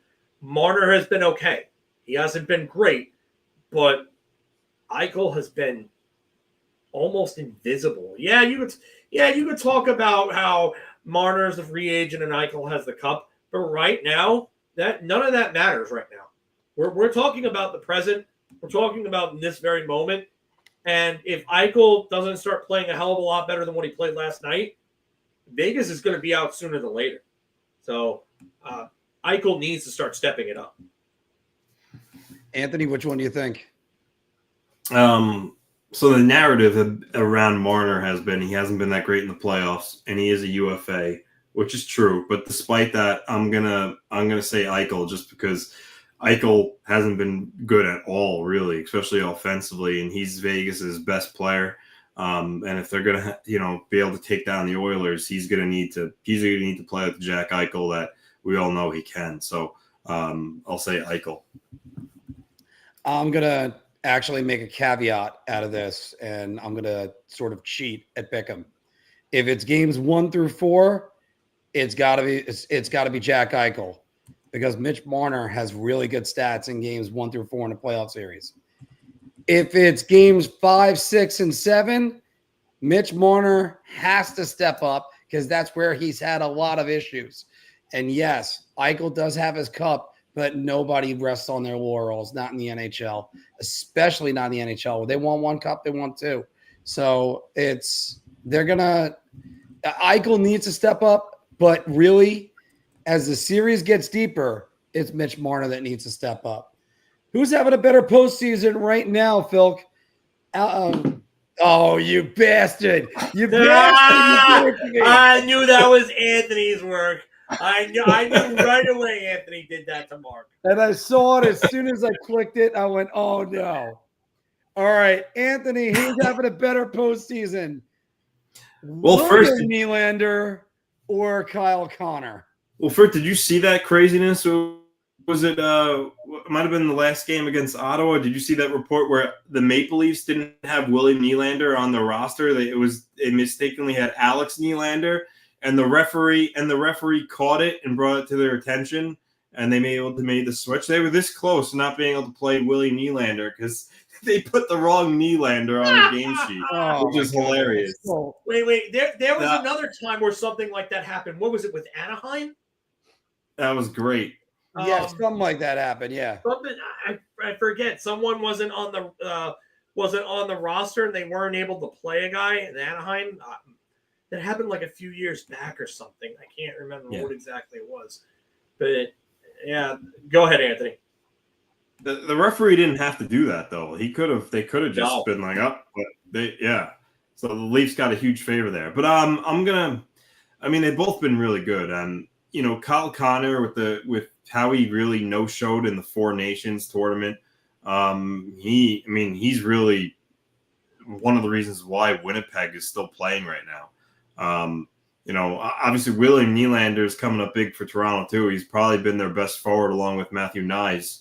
Even maybe throw Tavares in that conversation, but I'm going to go Kyle Connor. I just think he's controlled play. I think he's really stepped his game up, especially with Scheifele being out the last couple of games. They're going to need him to be big, and right now he has been. Phil? There's no wrong answer here. There really isn't. Well, Alex Nylander would have been a wrong answer. Well, thank God we're not really talking about Alex Nylander here. It's just Anthony just trying to pull a prank on Mark.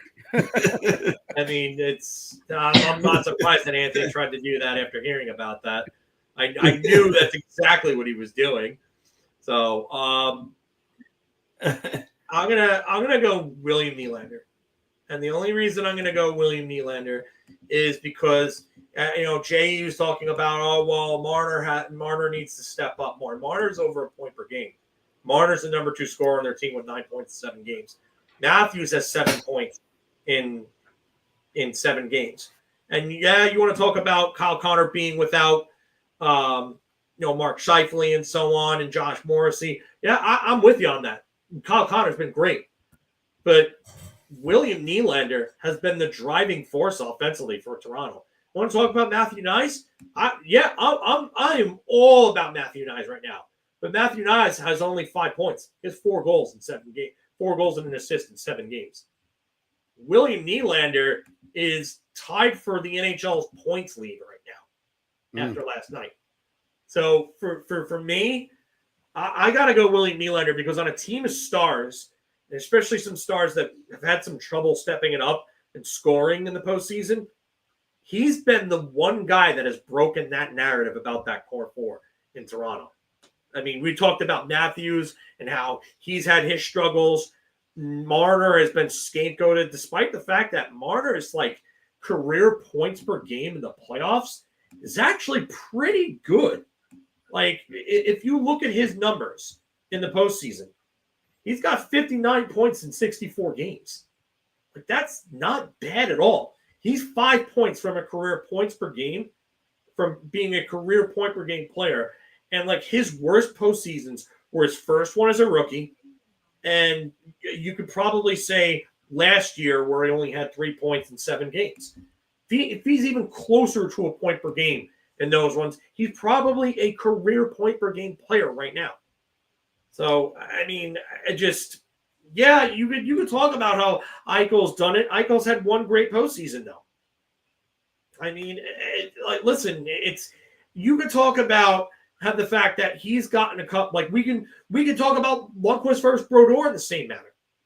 Lundqvist hasn't won the big one. You can blame the team in front of him, but he still hasn't won the big one. It's the same argument, in essence. So, I mean, I got to go Nylander in this. I really do, because I think William Nylander has really – he's the guy that when I look at, I'm going to take that Tanaka gift from Major League 2, and I'm going to edit his face onto Pedro Serrano as he's doing the marbles dance down the first baseline, because that's the way that William Nylander has played this postseason.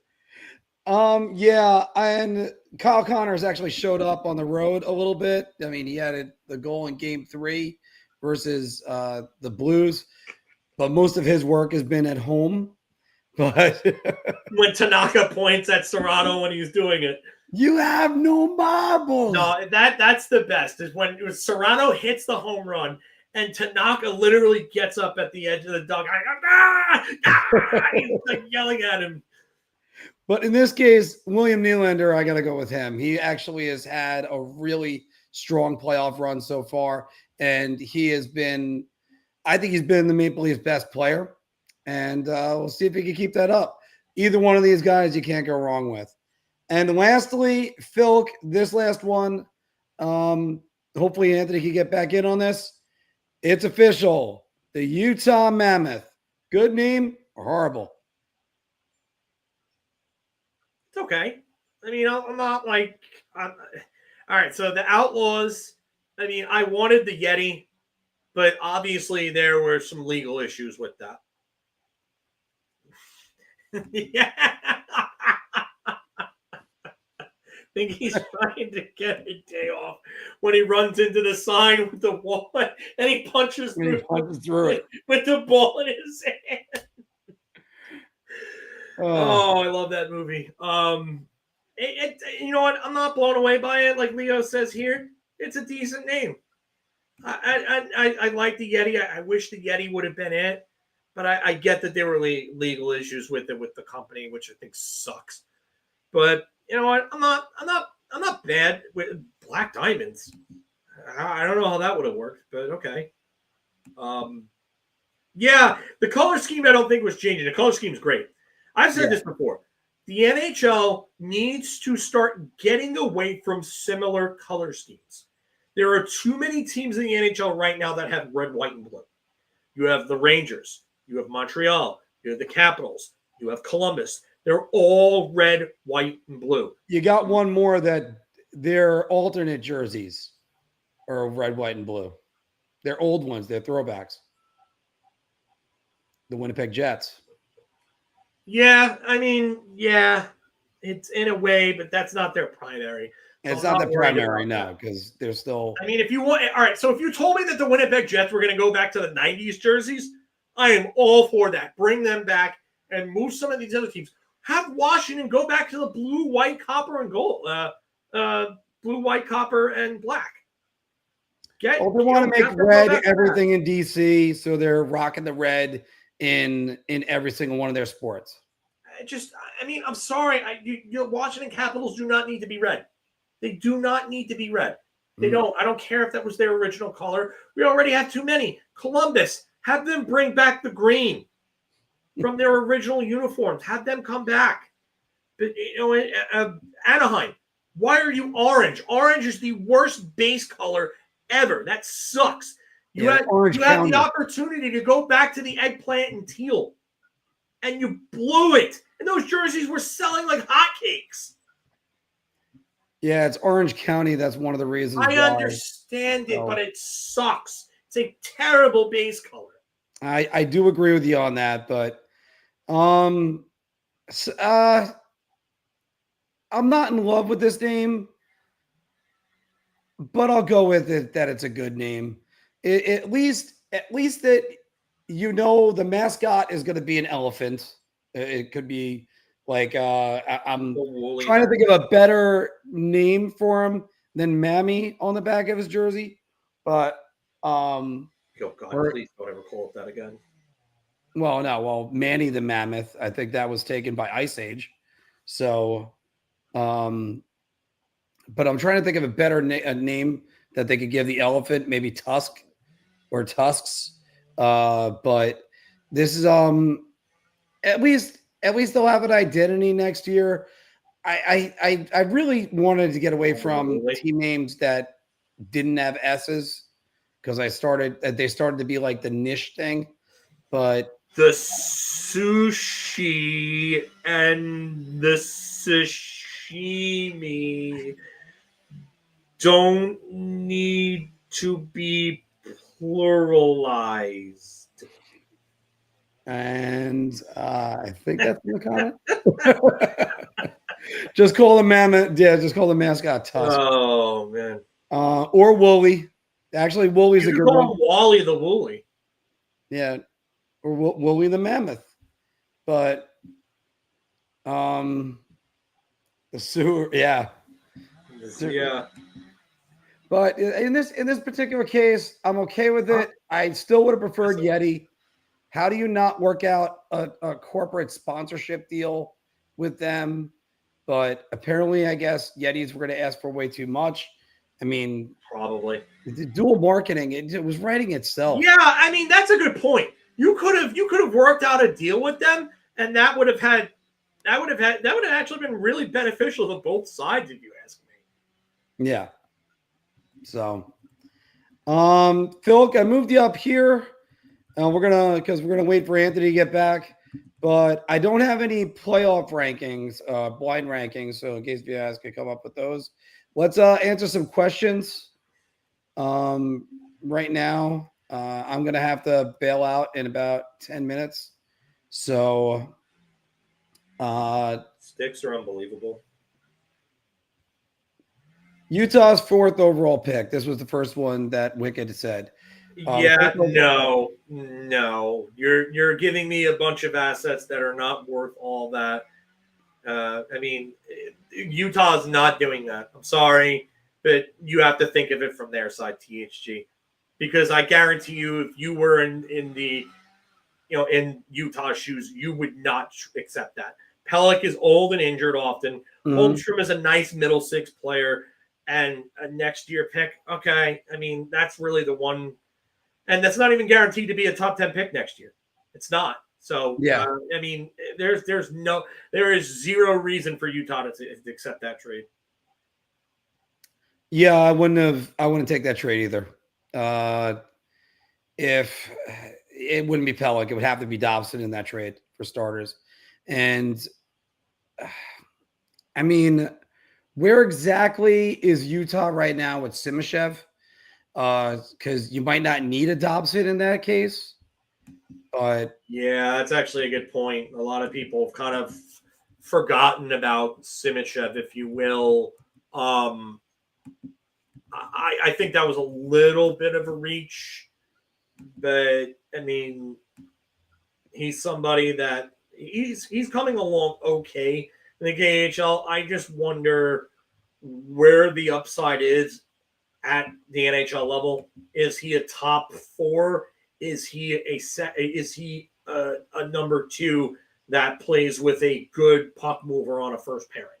I mean, that's really what I wonder about him. And we'll see about that one. Let me get that changed to we'll take your questions.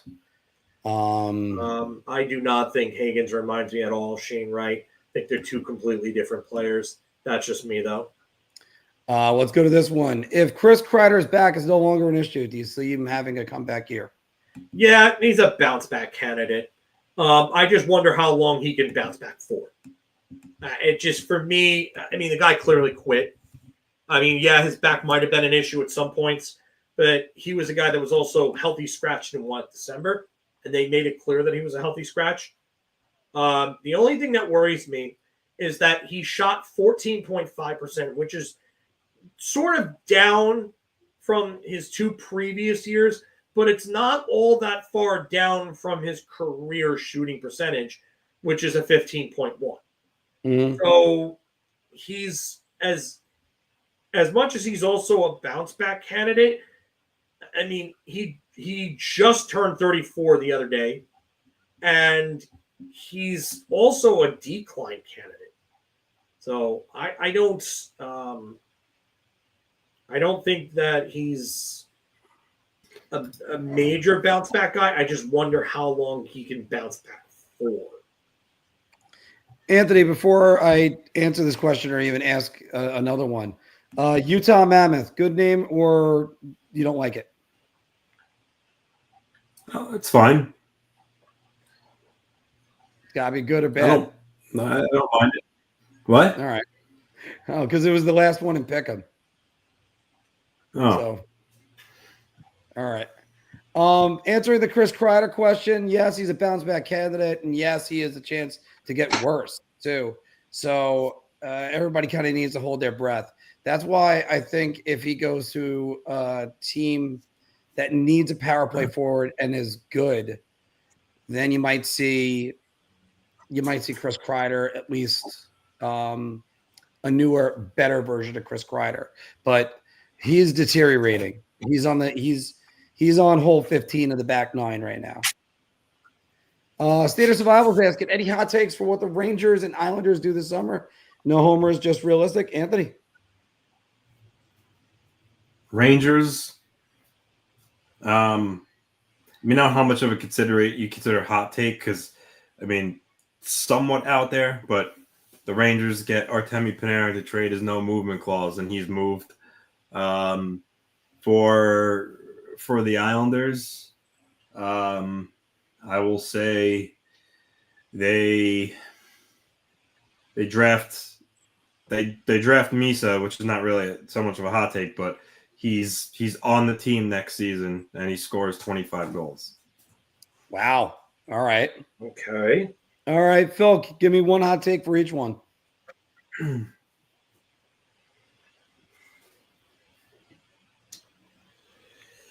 Wow.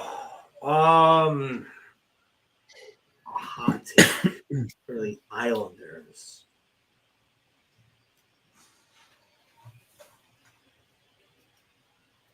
I think Adam Pelech is traded on draft day.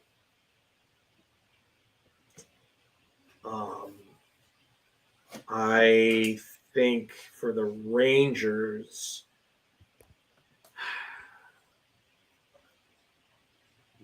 I think both Zibanejad and Kreider are gone. I think both of those guys are gone, and I think they're gone maybe by the end of July.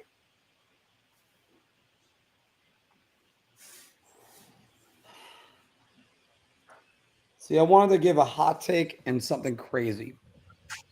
Let me go with the hot take for the Islanders. I didn't think they were going to play the free agent market, but I think with the situation that they're in, I think they can now sign a premium free agent. They can sign a Mitch Marner or somebody that's that high, because now they could sell the future and it's a little bit closer. And if you get a James Hagens or a Michael Misa, you're talking about in maybe 2 years, Bo Horvat being the second line center, and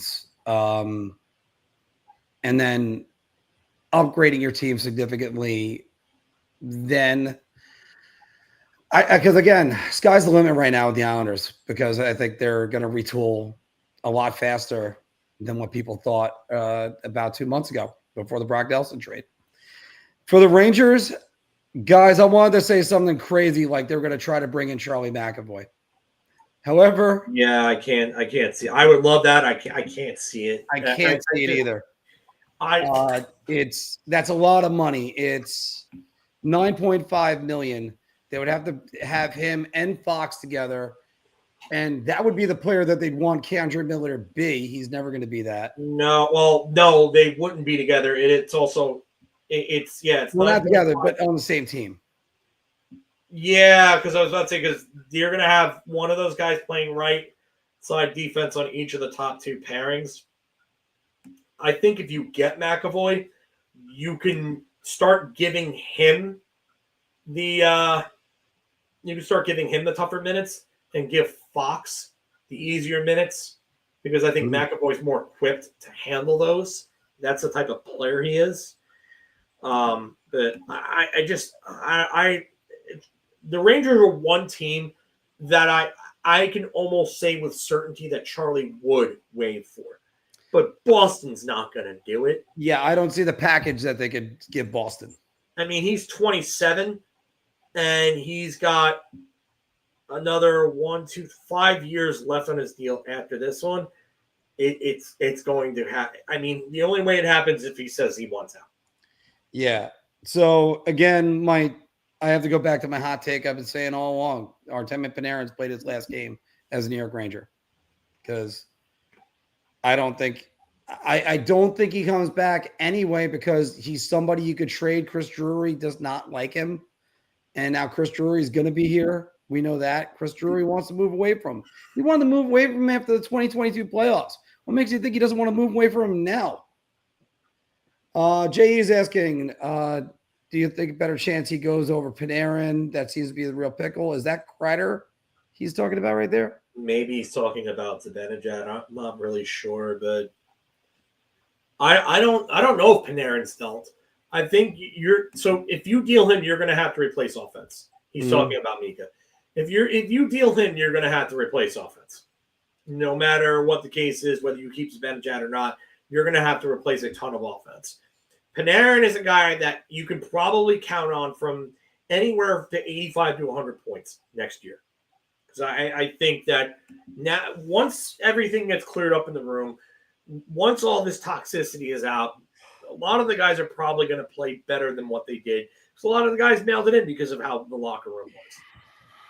Now it's just an issue of who's here going forward and who's not. That's a great question. But again, I just don't think Chris Drury looks at Artemi Panarin and sees a playoff player. Sure, but he's only got – will he waive? Will he waive? And here's a better question. Who's to say that he doesn't want to stay there long term and come back and take a lesser deal after this deal ends? He scores 100 points. He's not doing that. He scores 90 points. He's not doing that. And then in that case, he's not getting $11.6 million again. Well, but what's he going to take a pay cut to? He's not going to take a pay cut to nothing. Yeah, I understand that, but Artemi Panarin is also 33 going on 34. Like, he's going to be 35 when that next contract starts. It's also going to be, is he going to want to go to a contender? Or the Rangers going to be that? I mean, sure, but the issue is that he loves New York. We all know this. He took less money from the Rangers to avoid signing with the Islanders. I mean, like, Yeah. I mean, I'm not saying he's going to take a pay cut to $6 million, but 8, 9, somewhere in that range. If he wants to stay at that, who's to say that they don't keep him around because they don't have the guys that are ready yet to come up and take over that type of offense? I mean, I don't know. I really don't. I mean, this is not necessarily a hot take, but it's a possibility. That's what I've been saying. I think they're gonna revisit trade talks. I said that earlier on. Well, is the new GM in Buffalo assuming Kevin Adams doesn't survive? Yeah, well, I mean that's a good question. And does Kevin? I mean, the Pagulas seem to like him for some reason, though. I will tell you that. If he hasn't been fired by now, I mean, are they really going to fire him? I don't think the Rangers would do this because where's their left side depth that they deal Miller? I mean, I would love that. I would do that in a second. But I mean, would Boston do that? I doubt it. I really do have it. Let's go to the next one that we had start over here. Brian was saying Bennett is the archetype of what Drury wants on this team, but that 8-for-8 full new move clause, it was going to be brutal. And will we do that? We will do that, he said. And we will do that. Brian is he's doom / shit posting there. Yeah, that's but they can't do 8 years because they don't have his rights. Yeah, so it's got to be 8x7. Unless they trade for him. Yeah, 8x7. Unless what Brian is getting at is that they trade for his rights before July 1st, and then they sign him to that 8.8, which they can do. I would be very wary of giving Sam Bennett that because he's really like a $6.5 million player, especially with this cap going up. He's a guy that, I mean, I think his numbers this season, I think, were a career high in the regular season. And Sam Bennett was a guy that years ago when he was drafted, I thought he was going to be like a 70-point player. Yeah, his 25 goals and 25 goals is his second highest. 51 points is a career high. He had 28 and 49 in 2022 and only 71 games. So he was actually on pace for even more that year. But I have my concerns about Sam Bennett. Do I think Sam Bennett can put up points with the right line mates around him? Yeah, but is he really a play driver on a second line?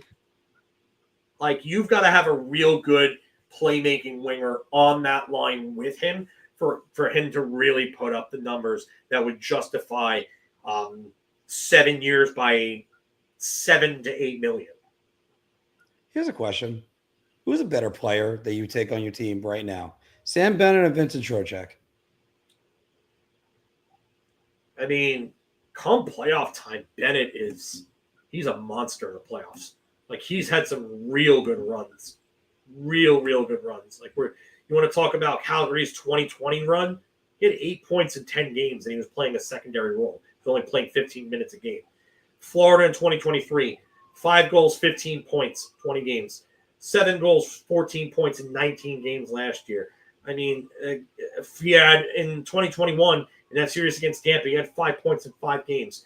2019, Calgary, when they lost to Colorado, 5 points in 5 games. But after Igor Shesterkin last year, Rangers' best player on that roster was Vincent Trocheck for the entirety of the playoffs. Yeah, maybe.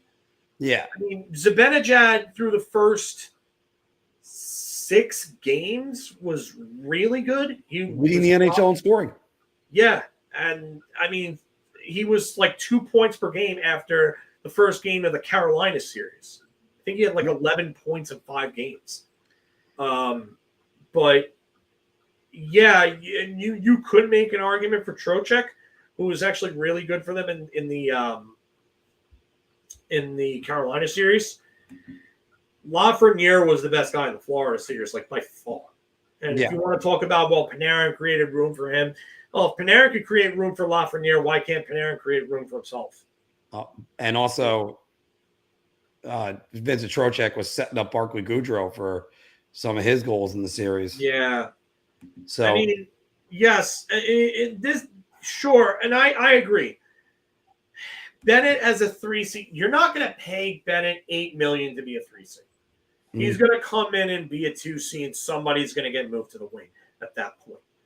And this is true too. Role players will kill penalties. Star players will get less time. And it's load management, basically. Like different from the NBA's load management. But yeah, that's another thing. Laviolette and even Gallant, they tended to overuse their players in penalty killing situations instead of keeping them fresh for scoring minutes and 5-on-5 minutes. Like Zibanejad and Kreider is your first penalty killing unit. Like, right, but one thing I've argued about that is then it's a double-edged sword. Sidney Crosby is a penalty killer, so it's not the end of the world. Sidney Crosby has been a Selke caliber player for a very long time. Sidney Crosby is also a guy that he breaks every mold that you want to talk about. Right, but all right, let's go to Ryan Getzlaf. He was also a penalty killer. It's just when you have your best players on the bench, if you start taking penalties, that could throw up their rhythm. It happened to Ovi for years, and now I think even Ovi kills penalties now. But Trocheck at 5.5 to be a third-line center, that's a lot closer to market value these days for third-line centers than $8 million, than anywhere from $7 to $8 million is. Yeah, Trocheck, by the way, wasn't an overpay at 5.5. Trocheck is overpay at 7 years. Trocheck, even this year, is a steal at 5.5. I don't care what you think of Trocheck. If you're getting 50 points out of a guy that's 5.6 million, whatever the case may be, like that's a steal for that AAB. Like, and not only that, but he had 50 plus points in a year where his line mates both had down years, and the entire team tanked because they decided to quit. And Trocheck is the one guy. He had 59 points this year, 26 goals. You don't tell me that on a better year, he's in a team where they're not quitting, he's putting up like 70 points. I think he puts up another 70-point season. I agree with this 100%. State of Survival was saying it. Oh, I think Sully. Yeah. Yeah, I think he's going to. I would not be shocked if they tried to trade for somebody like Adam Lowry. I really wouldn't. I think Drury and Sullivan would both love somebody like that. I just find it hard that they're going to be able to get him, especially with him being the captain in Winnipeg. Okay, so he's getting 45 to 50 points playing third line center, depending on who he plays with on that third line. And by the way, at 5.6 million, you're so there's a little bit of an overpay. But look at all the players that are going on for third line center roles and what they're signing in free agency for, and then take into account the cap going up. Well, again, this is stuff that the Rangers are going to have to address. And again, I'm going to kind of point out, they get rid of Panarin, they're going to get something back. You're not just giving them away. I don't think they're going to retool in that aspect. I think if they get rid of Zibanejad and Trocheck, they're going after other veteran players. Exactly. They're not going to. Yeah, and I agree with Minnesota. Minnesota's going to be aggressive this offseason. That dead cap is finally down to nothing. So they're going to be aggressive. And they're going to show Kirill Kaprizov, give him a reason to resign. Yeah. That dead cap goes from 14,743,590 to 1. Basically 6666666 million. This is going to be a good point too that James is making right here. The big question is, how is Sullivan going to run this team? Then what type of players fit his scheme? And you know what? I think Sullivan usually finds the guys that fit his team. He always does. What Sullivan wants are guys that play with speed and play a north-south game. That's one reason why I could see Panarin going. Mm. I don't think it's going to happen, but he wants to play North-South hockey. Yeah. And That's how they won in Pittsburgh. yeah.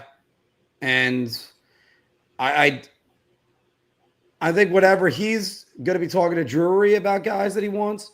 Here's the funny thing. I mean, we're all kind of sitting back, a lot of us, in that Mike Sullivan stream that we did a couple weeks ago. We're all like, yeah, I don't know about this. The guy is one of the best coaches in the NHL. So I think he's going to have plenty of input on who's going to be on the roster with Drury. I think Drury is actually going to listen to him. Yeah, I mean, you don't bring in a guy like that and then not listen to him. Like that's. And I've said this. Drury is good at identifying problems. It's the handling afterwards that's really been the issue. Drury identified that the core didn't play the way that they needed to play in order to win. All right. Phil, unfortunately, I'm going to have to sign off. Yeah, right I'm going now. to sign off as well then. I mean, we've been on for 2.5 hours almost, so. Yeah. Guys, everybody, thank you very much. All the questions that you've been giving us, and also all the hockey talk that we've been having. I haven't done this in a while, so I'm going to just play a little bye-bye to the song. So yeah, going in, got to cover some time at work, but I'll be home for dinner. And Phil, it's an interesting week in the NHL, and this Dallas Winnipeg series getting underway finally.